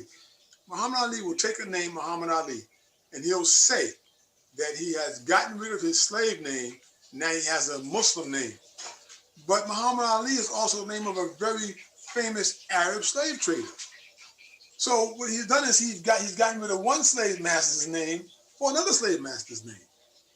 And this is what I'm saying about the dynamics of it, you know, in the history. So he got rid of the European slave master's name, and now he has the Arab slave master's name.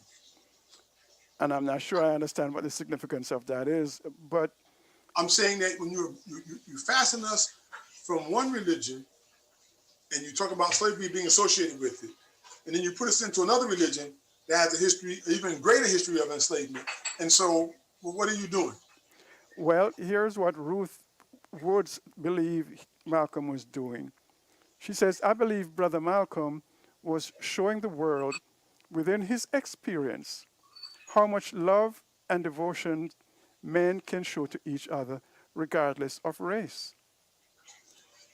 And I absolutely agree with her. That's precisely what Malcolm was saying in that letter, that to repeat Ruth's statement, I believe Brother Malcolm was showing the world within his experience how much love and devotion men can show to each other regardless of race. And that's exactly what I heard Malcolm say in that statement. Now, history... And I understand that was his intention. I understand that. But you can't use... But you're using people who have introduced race and racism to the world, the Arabs. They're not a good example, and they're not a good example today either. His experience is the example, Sabuk. So... But I was looking beyond his experience. I wasn't talking about Malcolm's experience. But Malcolm was talking about his experience, and that's the problem. You're not responding to what Malcolm is saying. You're responding to your understanding of history. I never said I was. You're saying that. I never said I respond to Malcolm's statement. Well, no. What you did say is Malcolm. Whoa. What you did say is Malcolm should have known better. Right. Better than what? Than his experience? No, he should. Listen, you have experience, but you also, Malcolm lived his life by also being a student of history. And so, if anything, I was critiquing Malcolm for not knowing a history that he should have known. Or at least I thought he should have known. Now, again. But there's no evidence that he didn't know the history. And I'm saying that I've never seen. history, I've never seen him talk about it. The history would not have changed his experience. I mean, the history is the history, and his experience is his experience. If that's what he experienced, that's what he experienced. History. You can still temper what he says, though. You see, again, I'm speaking simply as a historian and what I know and what I have learned from the experience of Malcolm. So I'm speaking with hindsight even to a certain extent. And again, that doesn't mean that Malcolm would not have said, I mean, listen, I make this point because I've gotten into another brother who's a student of Malcolm X's, just like myself. And he was arguing that we should see the Arabs as mulattoes, and they have been, their brothers and comrades. And he points to a guy like, Gaddafi as an example. And I'm saying that no, all that is wrong. That's wrong. Yeah, except Malcolm didn't say any of that. Right, but you see, people are taking that and extracting that from Malcolm. After when Malcolm changed his name to an Islamic name, many brothers who were nationalists took Islamic names, changed it from one slave master to another. It happened. I think I shared with you recently a piece written by a Nigerian who talks about her grandfather being a slave trader. Slave trader, yes. So should I then say that the people who change their name to Nigerian names are simply doing the same thing that those... No, it's different. It's very different, though. What's the difference? Because Islam as a religion has embraced slavery. More so than Christianity has. And Nigeria as a culture embraced slavery and participated in the slave trade. But well, if that's true, but you remember, almost every African society participated in the slave trade. Right. So I don't understand this position on Malcolm because he said what he experienced. Well, I mean, the example you just made, though, it's not a balanced example. You don't have, for example, the Yoruba weren't going out on missions to conquer folks and create plantation systems. The Yoruba, like many Africans, wanted to enrich their nation by getting involved in trade with Europeans. They had already traded with other Africans, and so many Africans went to the coast to engage in trade. They had no idea to the extent that the trade would impact their nation because they already had systems of enslavement. So that wasn't new to Africans. But what was new was this new system, this new kind, and the total impact of it. And that caught them out there pretty much off guard. But of course, they also had some delusional ideas about how they could control it, or they thought they would be able to control their participation in it. And that didn't work because of the gun and a few other things. But in Islam, we have a totally different situation. We have a situation where non-believers can be enslaved. It has a certain philosophy and doctrine that you don't find in African systems. So they're very different. So now we're talking about good slavery versus bad slavery. Is that it? Very, very different systems, very different mentalities. Right. I know different, but I'm saying good versus bad because it's different doesn't make it good. So I'm asking, are you saying I'm that not saying the that African either. slavery was good because it was different? That's not even the point. It's not good versus bad. I'm not saying that. I'm saying that you have a system where there's a tremendous drive within the culture because people don't believe what you believe to enslave them. I'm saying we didn't have that kind of system in Africa. We began to trade with people that had that position, and that was very detrimental to us. But even with that, we still never adopted that same worldview, and even to the extent of it. But that's a whole nother, issue and story. And again, my position on Malcolm was as a historian speaking with hindsight. And again, Malcolm is a student of history. And sometimes I say to myself, and I said in one program, as a student of history, Malcolm, it seems like he should have known more about the Arabs, the impact, but he wasn't coming from that stance. His journey was different. And maybe he would have known it in a year from then. I don't know. Saber, what you did say last week is that he should have known better because he was going to meetings with Dr. Clark. Right. And I said that. And I'm saying we don't know what Malcolm knew or didn't know because the statement had nothing to do with what he knew about history. His statement was simply. So what are we talking about? You're the one that brought in the letter. Well, yes, because you see, I don't engage in abstractions. I like to be concrete. So, but it's not just the letter; it's how he lived after the letter, the things he said after the letter. Because again, the book Garvey, Lumumba, and Malcolm, it goes back and it shows what was going on at the time, things that were happening with some of the Arab leaders that he met. You see, and so I'm saying that there was information out there, and he could have known more than he knew. But that's not what he was interested in. That's not, and again, that experience moved him to a certain place, and he was walking around with a certain halo.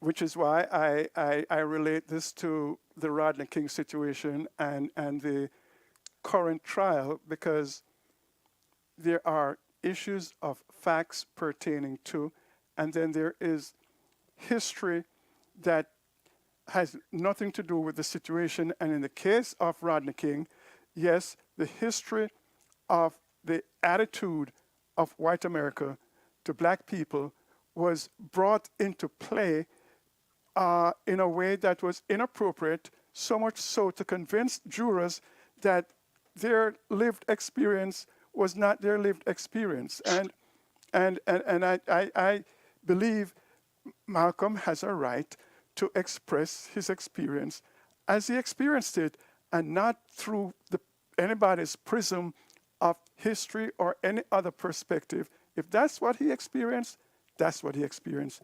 And I'm not taking away Malcolm X's experiences.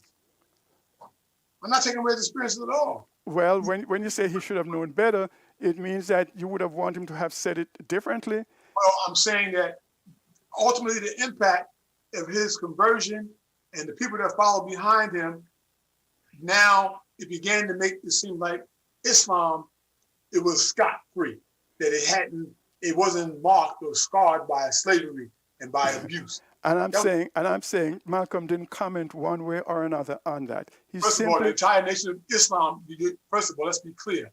That was the position of the entire nation of Islam. That was their position. He embraced it as a Muslim.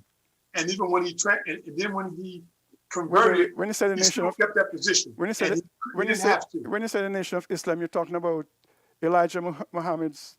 Yes, I am. Yes. Okay. In other words, their entire position was that Islam was clean, that it wasn't the white man's religion. It didn't have the history of enslavement. It was the true religion. That was their position, and that was Malcolm's position. And Malcolm begins to study, and even when he becomes a Muslim, he becomes a Sunni Muslim. In other words, he gets deeply into the Arab system, where a system that he was in was really a mixture of Christianity, a mixture of occult sciences in terms of masonry and Islamic elements. Well, he couldn't have it both ways now. Which was it? If he was moving away, he couldn't be faithful to the nation of Islam and be moving along Sunni at the same time. What I just said was very clear. And I don't see how you're confused by what I said. I'm not confused at all. I'm saying to you. Let me repeat it right now. Let me repeat it right now so you can understand what I'm saying. No, but I do. You can repeat it, but I already understand it. But go ahead and repeat it. Okay, so then what I said is not a contradiction. It's just what was happening. It's what he was experiencing. That he moved from the Nation of Islam, which they call a black version of Islam, and now he's moving to what he considers a more religious, pure version of Islam, which is Sunni Islam. It was closer to what the Arabs taught and what the rest of the world was doing. He moves to that. However, he keeps his political component very clear in terms of his black nationalism. But he separated himself so that he can still practice Islam the way he saw it being practiced in the world, but he wanted to still do work for his people. And that's how he approached it. Then he was not still holding on to the Nation of Islam, which is what you said before. He can't be moving. What I said was this, though. He can't be moving to Sunni and holding on to the Nation of Islam at the same time. Let me back up. I'm saying the image of Islam, the Nation of Islam had created and put in his mind he still held on to that. And it moved him to get closer to it. You know, Malcolm left the nation 2 years before he died. I think it's totally unreasonable to be Monday morning quarterbacking about what happened in those 2 years, where he moved or didn't move. It's self-evident that he still was clinging to Islam. He made his high, so he still believed in it. In the chat room, let's see, with regards to Ruth's position, Lorna Doon says, I agree. And Ruth says, think about the issue at that time, or he may have known, in my opinion, this was a very wise move. The letter was written in hope for all to understand. And, well, I guess it's what happens when one is a visionary. You can't be a visionary and be rooted exclusively in history. And I guess that's really what we're talking about here.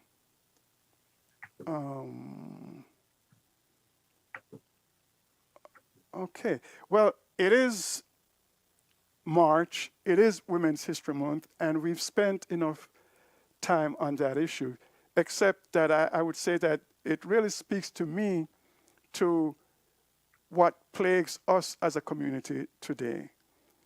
We really need to kind of look at ourselves in a more, what's the word I'm looking for? We need to give a greater leeway, okay? And I understand you say it doesn't mean that you don't continue to honor and respect Malcolm, but I think that we tend to get on each other based not on what each other says, but based on our perspective. And because we have a perspective, we believe the rest of the world owes it to us to be aligned with our perspective. And I think that Malcolm simply shared his thought about his experience, and that's just the end of that. Take it or leave it. It's what he perceived his experience to be. And hopefully, in the case of the George Floyd situation, the jury will have the right perception of what they experienced and not allow defense attorneys to present any subterfuge to cloud their vision of their lived experience of what happened to George Floyd on that day. And that's the connection I'm making to this, because what will happen in this next few weeks of this case is that the defense will be making every argument, as we're hearing here tonight, as to why you didn't experience what you experienced when you experienced viewing George Floyd being murdered in the streets of Minneapolis. Women's History Month, Tanzania.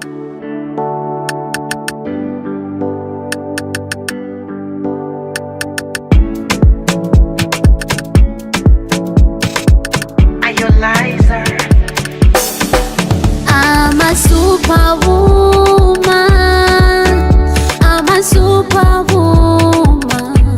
Yeah, superwoman. Superwoman. Superwoman. I'm a superwoman. I'm a superwoman. Yeah, superwoman. Superwoman.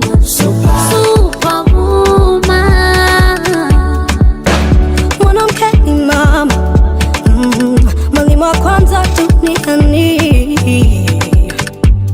tumboni alitubeba, akatulea, akatufundisha. Zile zama za mwanamke hawezi, hapana.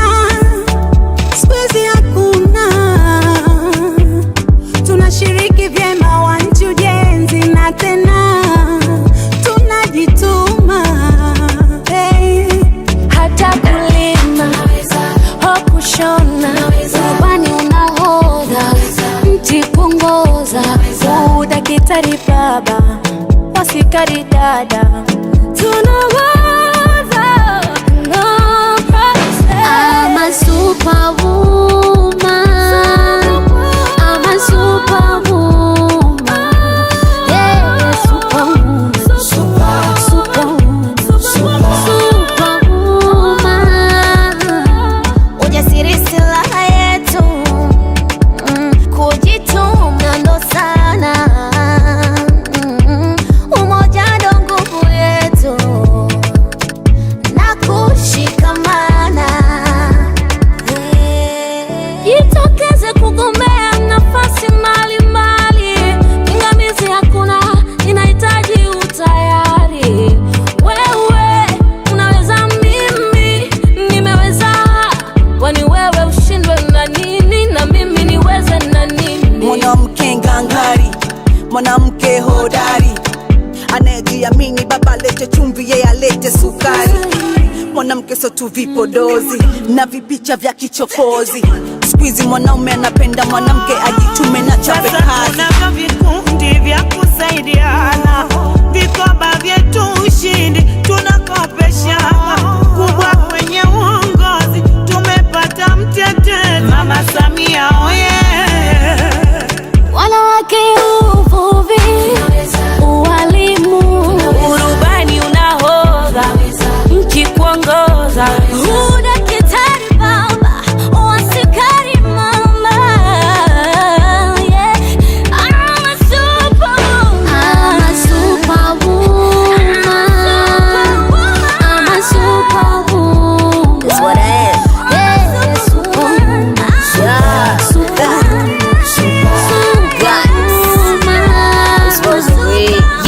yeah, I'm a fine thing. Yes, I'm so exciting. Hustle for my own, don't care about fighting. You know I can be queen and also be king. Superwoman, give me that championship ring. Nilianza changa changa kamtaji kangu cha kanga, biashara ya genge kanipatia kiwanja. Sasa na shishi food, kifupi life is good, na numbers kibanda. Aya, kina dada wote msilale, msilale, msilale, msilale, msilale, msilale, msilale.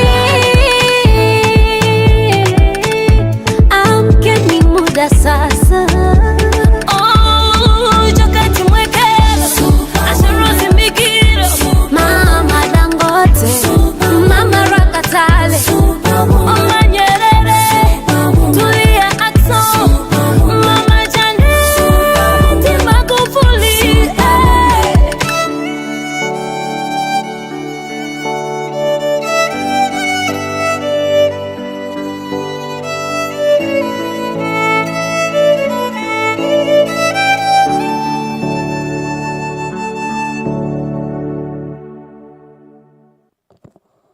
Some super women out of Tanzania. What do you think of them?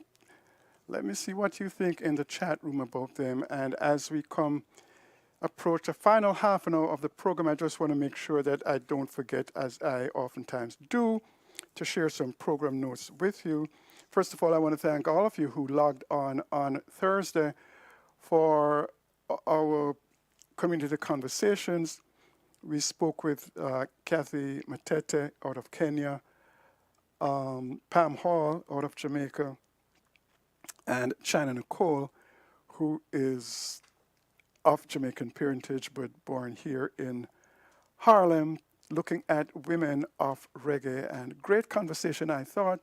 We'd love to hear your thoughts about it. And Island Worldwide, the platform that China Nicole has started, will be co-sponsoring, I guess we could call it, co-presenting our community conversations from now through June and perhaps beyond. And this month of, or the coming month of April, is National Poetry Month.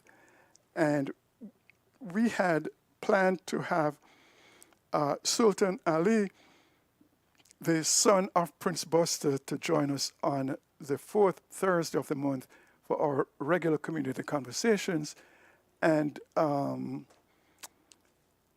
Island Worldwide was planning to do something around Poetry Month. And so on the 8th, Thursday the 8th, a week from this coming Thursday, we will be playing host to Yassa Safari and co-broadcasting on Island Worldwide. And then again on the 25th, when Sultan Ali comes through, we will be co-presenting with Island Worldwide. So enough respect, China Nicole. Thank you for reaching out. China Nicole was, of course, on our International Women of Reggae 6 years ago, April 15th in 2015. And here she is, having been involved in establishing a radio broadcast platform, reaching back and saying, let's do some things together. And so we'll be co-presenting through June our community conversations. And for Poetry Month, we'll be presenting Yassa Safari, dub poet, as we look at Poetry Month. So please mark your calendar for next week, Thursday the 8th, to join us for a conversation. You could call it a community conversation with Yassa Safari. And then 2 weeks later on the 25th, is that the 25th? Do I have the correct date? Whatever the fourth Thursday, I'm sorry, the 22nd. I'm saying the 25th. The fourth Thursday, if the 8th is, that's the 1st, 8th, 15, 22nd. The 22nd of April is when Sultan Ali will join us to talk about himself, but more so to talk about ska music and his father, Prince Buster. So please mark your calendar and plan to be with us on the 8th and again on the 22nd. Some more tribute to women, and we go from Tanzania. This time we go to Nigeria. Yeah, welcome back to The Breakfast on Plus TV Africa. Now that story about the Nigerian mathematical genius I told you about. A 15-year-old Nigerian, Faith Odunsi, has won the Global Open Mathematics Tournament, defeating participants from Europe, America, Asia, Australia, and other African countries. She's an SS3 student of the Ambassador School in Ota, Ogun State. She won the competition with a margin of 30 points at the finals, with the first runner-up scoring 10 points. That means she got 40 points. She says her school's extra classes helped her prepare for the competition. Let's now take a look at Ms. Odunsi as she answers about 19 questions in a minute. Cowbellpedia, 60 seconds of fame starts now. What is the 64. Correct. Multiply 1/3 by 5/6. Correct. What is or are the prime 2. factors? Correct. The cost of price of a gas cylinder is 8,000. 24,000. Correct. What is the 7? 28. Correct. What is the sum of the prime numbers between 1 and 5? 10. Correct. Convert 70% to 7/10. Correct. Express 0.000. 2.4 times 10 is by minus 5. Correct. Convert 4. 0.8. Correct. Approximate 5 to 530. Correct. Simplify 10 to the minus 4. 0.00001. Incorrect. What is the square root of the product of 4 and 9? 6. Correct. How many hours are there from 10 a.m. to 4 p.m. on the same day? 6. Correct. Simplify minus 17 plus minus 8 plus minus 10. Minus 35. Correct. How many prime numbers is 1. Correct. Find the value of 60 minus 70 minus 40. 30. Correct. Find the HCF of 8. 8.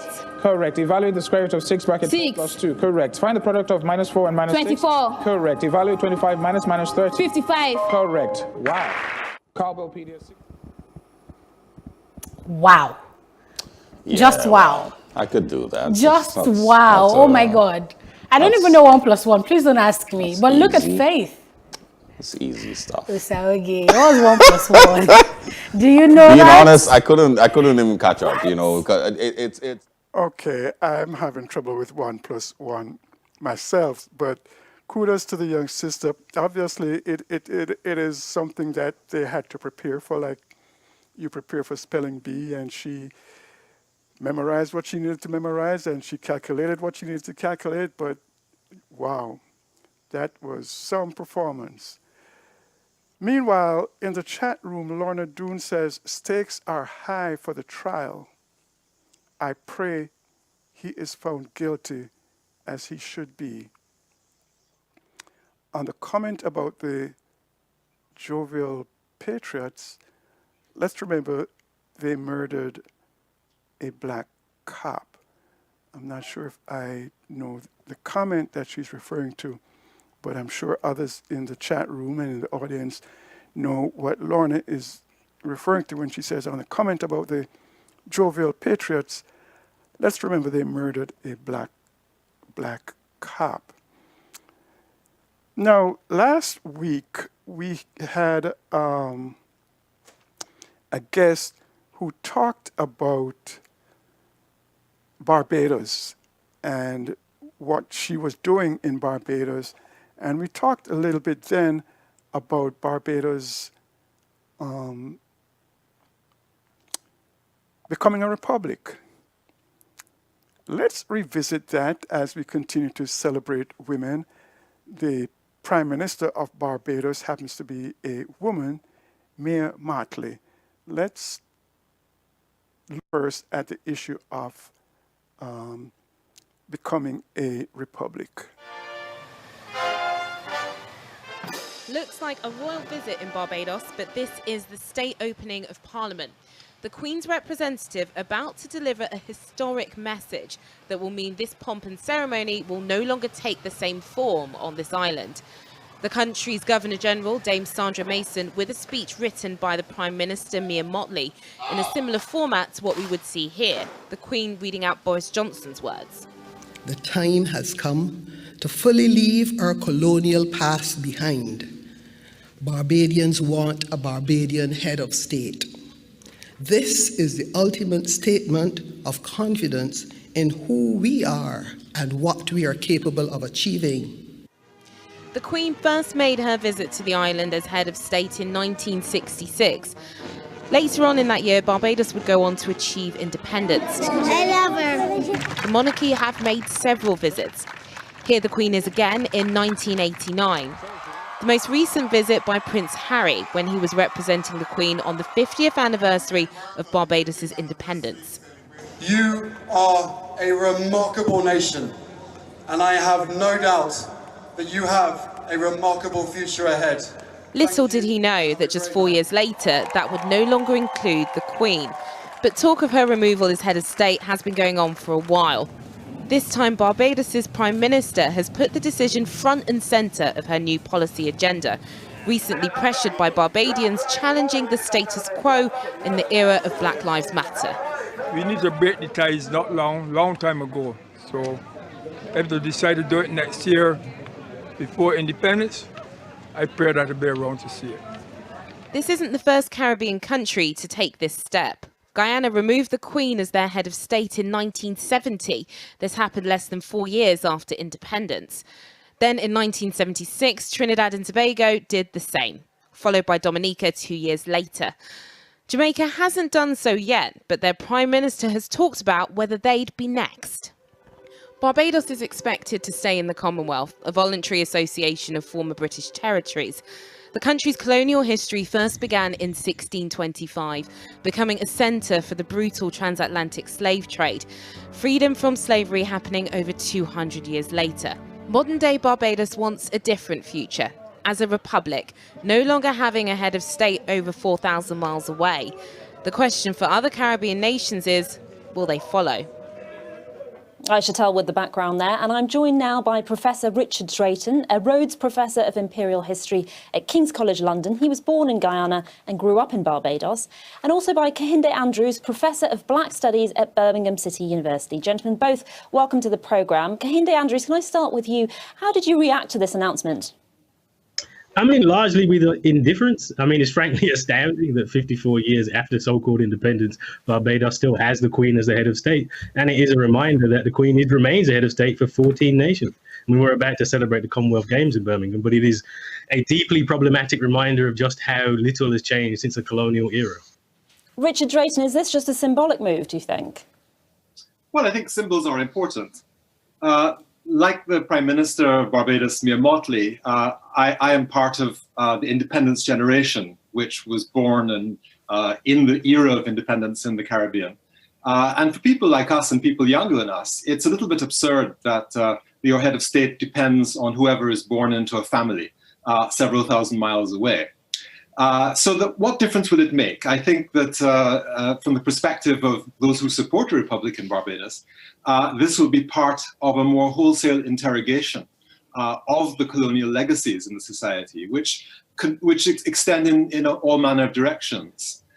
If one looks in particular at the constitutional arrangements, the Independence Constitution of Barbados in 1966 contained within it particular laws called savings laws, which protected from judicial intervention a variety of colonial era statutes, penalizing people for being poor, vagrancy laws, criminalizing same-sex relationships, putting in place the death penalty. And what this moment of becoming a republic inaugurates is an interrogation of who we are as a nation and what sort of polity we would wish to live in. Professor Andrews, that sounds like some substantial changes beginning, no? No, I mean, I think this is just reminiscent of when we celebrate so-called independence. The problem has always largely been that the countries like Barbados remain in a deeply problematic economic relationship to the West. So, for example, Barbados is celebrated, but its economy is based on tourism, offshore banking, and remittances for people who've migrated out. It still heavily depends on the West. There's still lots of problems with poverty in the whole region. I mean, the CARICOM countries, of which Barbados is one, are still trying to get reparations for slavery. So this doesn't change any of that. And there are many countries that don't have the Queen as a head of state, but are still in the same relationship they ever were to Britain, and that's the big problem. Isn't it the beginning, though? India is right, but what I would say is that we should not think of historical change as the flipping of a light switch, where you go immediately from darkness to light. The nature of history is that processes take a very long time, and that we should not imagine that the kind of transformation of the world of domination, which was created over several centuries of colonialism, was going to be revised by a flag being changed at midnight in 1966. And I think that he's absolutely correct, that in many ways there are persistent forms of cultural and economic and colonialism. And indeed, there are new forms of economic colonialism which have descended upon us. But I think it's very important to recognize that there is something significant in people's attempt to create forms of sovereignty which are based on their own community and on their society. The first Prime Minister of Ghana, Kwame Nkrumah, had an expression where he said, "Seek ye first the political kingdom." What he meant by that was not that independence would produce automatically a new Ghana, and indeed he was tragically correct in that prophecy, but that move towards independence would inaugurate the possibility of wide-range transformation. Okay, so Kehinde Andrews, what sort of further action would you like to see? You mentioned reparations there. How do you see that process beginning? I mean, I think that's the big question that the Caribbean needs to have a conversation about, right? Like, we have all these black people in the Caribbean, and this is about slavery. The poverty in the Caribbean is about slavery. And the question isn't whether the Queen is a head of state or whether you have a Barbadian head of state. The question is, have we had repair for those damages? And I'm sorry, this is one of those, we're in this moment of Black Lives Matter, and all the changes are symbolic. Whether the Queen is head of state really is immaterial. The question is, can you get reparations for the significant damage that continues to be done? This isn't something that's ended. This is still something that's very much with us. And until we're having that conversation, I mean, whoever leads the country really doesn't matter. Professor Drayton, what do you think about what Kehinde's just said in terms of reparations and so on? I think these are quite separate matters, and I think that they're very complicated issues surrounding reparations. The question really of who would be the payer, who would be the recipient, how would this be managed? A lot of the arguments about reparations which have emerged over the last decade have amounted to a kind of translation of the arguments for development aid, which took place in the 1960s and 70s, where there'd be government-to-government transfers. No, I think these would be wonderful things and they're worth doing, but it doesn't quite solve the problem which Kehinde is looking at. Very quickly, Kehinde Andrews, do you see other countries following suit? Could we see Jamaica next, perhaps? I mean, I would like to. Like I said, this for me should have just happened. I mean, when we had supposed so-called independence, it's surprising this never happened. This is one of the reasons why the Commonwealth needs to be abolished. So I would hope that countries do take this step, but it's not really a step. It should already have been done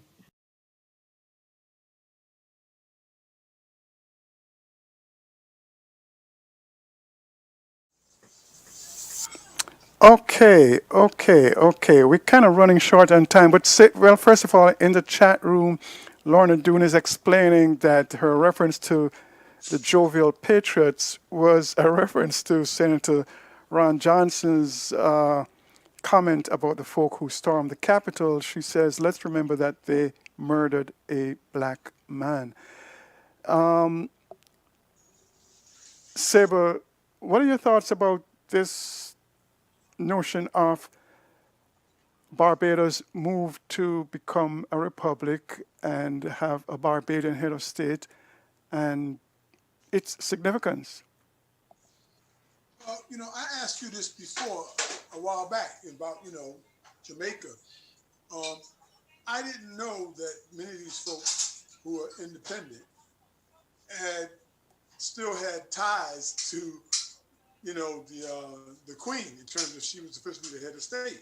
And I remember asking you, well, what's the difference? And you gave me an answer, but I still don't remember. So for example, like, how does the relationship really change? Okay, so the black woman becomes the head of state. They're still part of the Commonwealth. How is the economy going to be changed or affected by this thing? And that's something you can tell me, because I'm still not really clear. Well, I think what's instructive is what the Guyanese Barbadian said, and I can't remember his name, so I'm referring to him in that way. But the brother who said he was born in Guyana and grew up in Barbados, independence is not like a light switch that you turn it on and you turn it off. I, for one, am offended by Kehinde Andrews' statement about, or referencing the independence as so-called independence, as if he really expects independence to be a light switch where, the Union Jack comes down today and your nation's flag go up and voila, you're independent. Well, I agree with Kwame Nkrumah. Seek ye first the political kingdom, because the truth is that independence is not an instant, but a process. And all of this talk about so-called independence is really not understanding the process of nationhood and transition from one state to another. So what does it really mean? Well, initially, there were some financial benefits of being in the Commonwealth. And of course, globalization has said you cannot have any preferential treatment.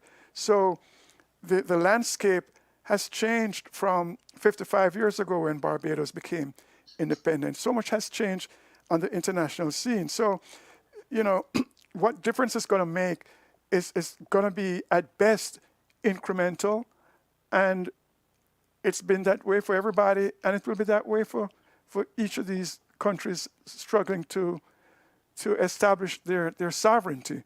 And this notion that their independence is so-called is quite insulting. You're walking around with an African named Kehinde, and that is how you look at your brothers and sisters in the Caribbean. I can have very little respect for this academic, and see, he's an academic. He's not a practitioner of anything but talking stuff. So I don't know if that answers your question, but I certainly believe that, as the other professor said, symbols are important. And as much as the mayoralty of Dinkins in New York City, or the presidency of Barack Obama in America, or the vice presidency of Kamala Harris will have an impact on young people, I think symbols are good. The issue becomes, what do you do to flick that switch up, that dimmer switch up, so that the light on your independence shines brighter day by day, and not just when the question is asked about reparations, he had no answer.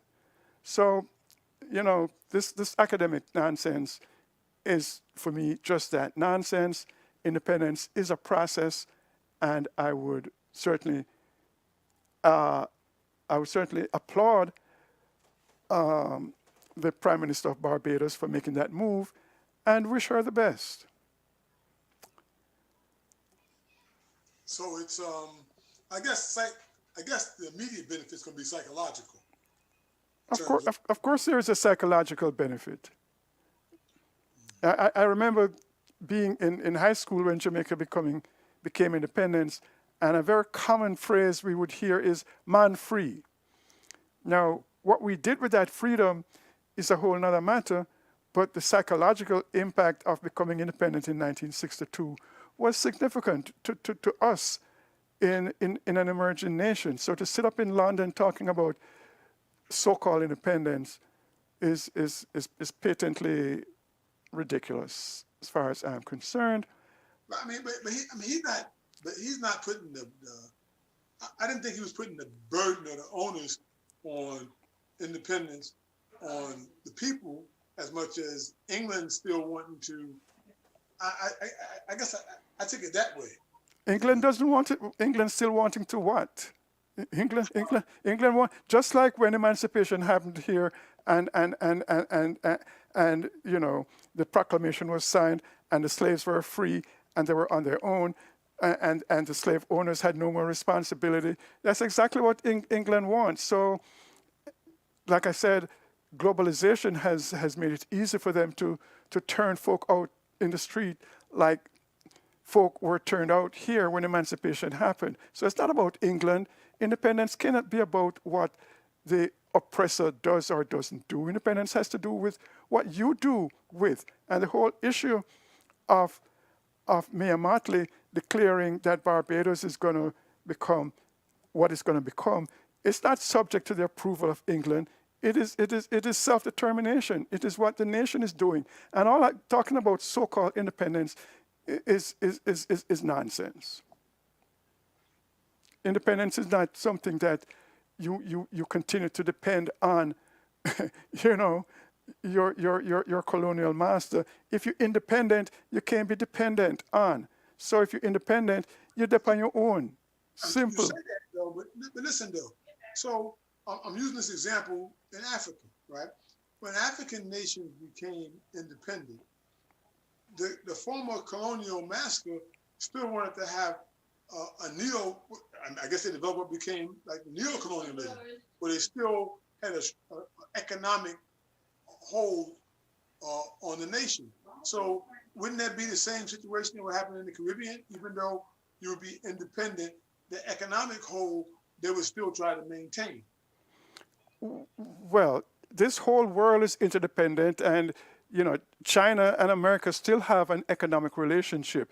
So the colonial power is going to do what serves its interests, and the new emerging nation is going to do what serves its interests. So again, it is not going to be benevolence on the part of the colonial power that makes an independent nation succeed. It's going to be the moves the independent nation is going to make in its own interest. You cannot be independent and dependent on your former colonial master to make you successful in your independence. That's not independence. That is a just continued dependence. So it is up to Barbados. And so what if tourism and offshore banking, you know, it was offshore agriculture that caused England to own its colonies. So offshore can't be all that bad. The question is, how do you set up yourself? And simply critiquing folk for making efforts is purely academic. But let me move on to Mayor Mottley herself in a few more minutes that we have. Now, people working from home during the pandemic could be given the opportunity to relocate, I kid you not, to the Caribbean under a proposal from the Barbados government. Prime Minister Mia Mottley is considering introducing a Barbados welcome stamp that would allow international arrivals to live on the island while working remotely for up to a year. Well, I'm joined now by the Prime Minister of Barbados, Mia Mottley. Very good to talk to you, Prime Minister. Now, I've got to say, when I first mentioned this to a friend that we were going to discuss this, they said to me, that's surely a joke. But I know you're not kidding us because the Prime Minister, no less, has turned up. Tell us more about it. If I could be with you, I'd let you pinch me so you'd know it wasn't a joke. Look, COVID has presented tremendous challenges to those countries that are tourism dependent and travel dependent.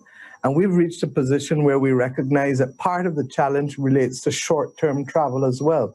So if we can have a mechanism that allows people who want to be able to take advantage of being in a different part of the world, take advantage of the sun and the sea and the sand, take advantage of a stable society, one that functions well, then Barbados is a perfect place for you to come. And rather than come in for the usual week or 3 weeks or a month, why not plan out your business given the fact that all we've gotten from COVID is uncertainty? So we can give you certainty for the next 12 months that you can come and you can work from here. And in working from here, you will be able to have all of the amenities that you would have if you were just a visitor, all of the things that you need to do the work so that you can continue to earn. Now, I can't think of a better combination, can you, Dermot? No, not really. Well, maybe I could broadcast from there. But what I want to ask you about is, of course, when you say all the facilities needed to work from there, I think a lot of people are going to have first question, what about the broadband and where could I do it from? What about the accommodation? Yeah, people will have options. There are options in terms of villas, there are options in terms of condominiums, there are options in terms of hotel rooms, and also houses for rent. There's also the ability for persons to be able to find workspace. We have Regis and other entities here that provide the workspace for those who want to work from here. And in terms of the broadband, we have 2 major telecommunications companies. And at the same time, we're looking to see how we can continue to boost our national television station and move it from being a broadcasting entity into a digital services firm, because as you know, broadcasting is not what it used to be. And I also want to ask you, if you want to stay on and perhaps grow a business there and employ some of your wonderful citizens, tell me about the quality of education, the quality of the workforce to access there. Well, the truth is that Barbados has always been known for its education. We've exported people not only to the UK, but throughout the Caribbean and the US and Canada. I think that anyone who you speak to will tell you that the quality of education is excellent. Apart from government public education, there are also international schools that treat to a strong community of people who come in and out. And therefore, you can do the international baccalaureate at some of those private schools. At the other schools, we have other things. We would make places available within our school system so that you are in a position to be able to borrow the time and bring your family here without the disruption that would otherwise be occasioned for your family. We recognize that a lot of the people that we want to attract are millennials, and they have families, so we have to be able to do that. Similarly, we have persons who are retired who continue to come here. I should tell you that we are working on a longer-term program of managed migration. We established a National Population Commission when we became the government 2 years ago, and it has finally reported and has indicated that Barbados has not replaced its population since 1980. And to that extent, we're probably about 80,000 people less if we were just to keep our population constant. So we're going to do it in a managed way. In the UK and in particular Canada, you've found ways to do it in ways that do not compromise the integrity of the society or the integrity of the life and quality of life for your citizens. And we believe we can do the same. Barbados is a mature tourism destination. We've had hotels here from the 19th century, and we believe that this is a new value proposition where more and more people are perhaps going to be less interested in short-term stay, but longer periods of time, particularly in the difficulties. Okay, Prime Minister, we are beginning to run out of time, but I've just got to ask you then about the COVID situation in Barbados. I understand something under 100 cases, just under 100 cases overall in Barbados, and a handful of deaths. Would you not be a bit worried then about importing more cases? we are very clear about the processes that we've put in place. We've also expanded our hospital capacity to the point where, whereas we only had 30 ICU beds in the past, we now have 100 primary and secondary ICU beds. We have over 120 tertiary care. So we're ready for any eventuality, but we don't want it here. And therefore, we are very rigorous in terms of what we are testing, who we're testing. We have more than adequate tests for both ourselves and those visiting. And we're also taking a risk-based approach. Yesterday, I spoke to Governor Cuomo for a long time, and us, like New York, believe that we have to have a risk management approach that allows us to be able to be like touch with those who have minimal cases and whose infection rate is below a certain level. And in fact, we're going to have to take some decisions very shortly with those who have a higher infection rate in spite of the plans. I've gotten the population accustomed to the concept of brake and accelerator, no different from what you're doing in the UK. But perhaps we are smaller and therefore we're a little more adept at making it happen. We are, I'm afraid, out of time. Prime Minister, thank you very much indeed. The Prime Minister of Barbados, Mia Mottley there, with an offer. If you're going to work from home for the next while, go to Barbados for a... There you have the Prime Minister of Barbados, Mia Mottley, really demonstrating, as far as I'm concerned, her prowess as a leader. I saw recently in News Americas Today, the publication I was reacquainted with by our guest last week. I'm so ashamed I hadn't been reading it. I remember when she started it, talking about the whole issue of the vice president becoming this, who is a child of immigrant, being the person to be dealing with this whole immigration situation. I think Mia Mottley is, for me, one of the better leaders in the Caribbean, and I can think of no better way to bring Women's History Month to a close than saluting her. Saber, some final thoughts? Yeah, everything is good. I was just, I was drifting for a minute. You know, I was thinking about, remember there was a song, a reggae song that an artist played at one of our shows, and it was just coming into my mind, and I couldn't remember the name of it, so I was looking for it. But now I remember the song. Okay. But, yeah, I'm good though. Well, I hope everybody continues to have continue to have good COVID days and better COVID futures. I think things are lightening up here in the U.S. I've been looking at the death rates, and so they've been coming down.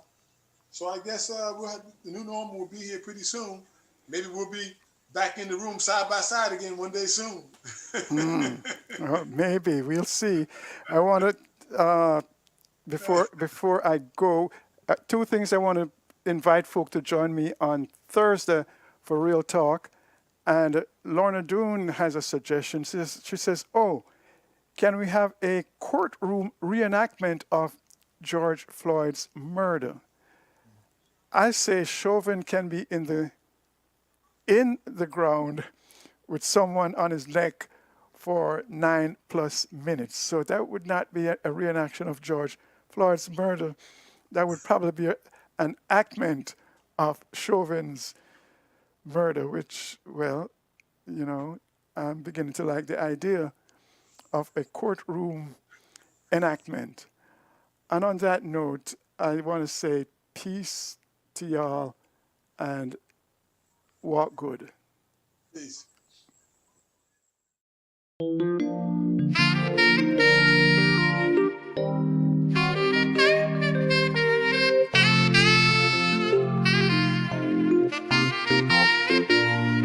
What your hands do,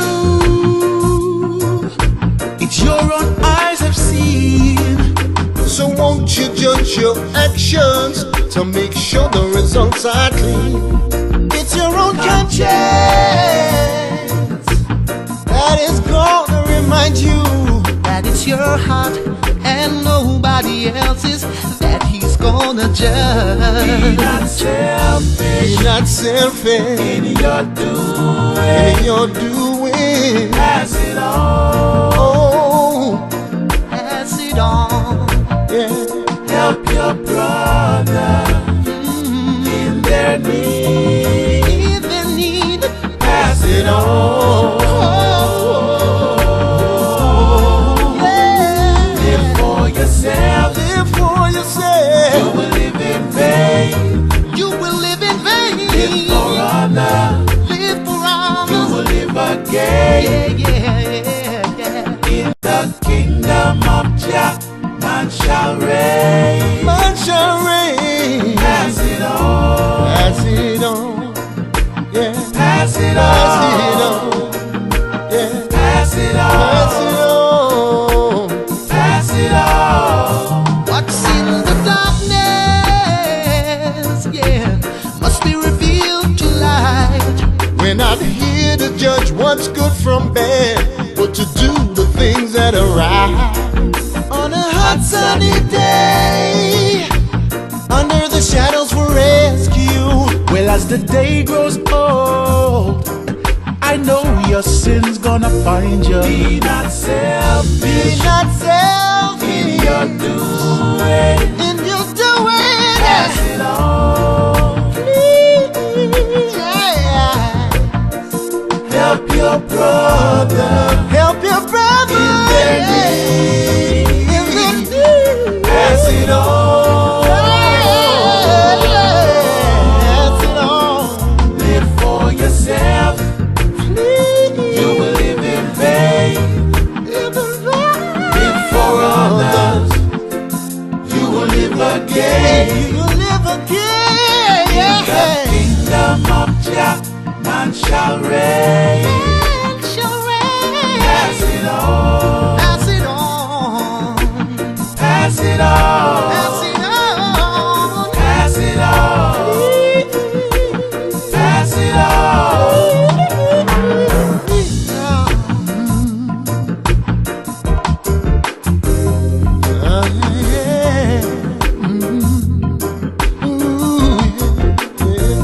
Be not selfish in your doing. Pass it, pass it, yeah, yeah. Be not selfish. Be not selfish in your Be not selfish. Be not selfish in your doing. Pass it on. Pass it on. Oh, help your brother. Help your brother. Help him, in their need. Pass it on.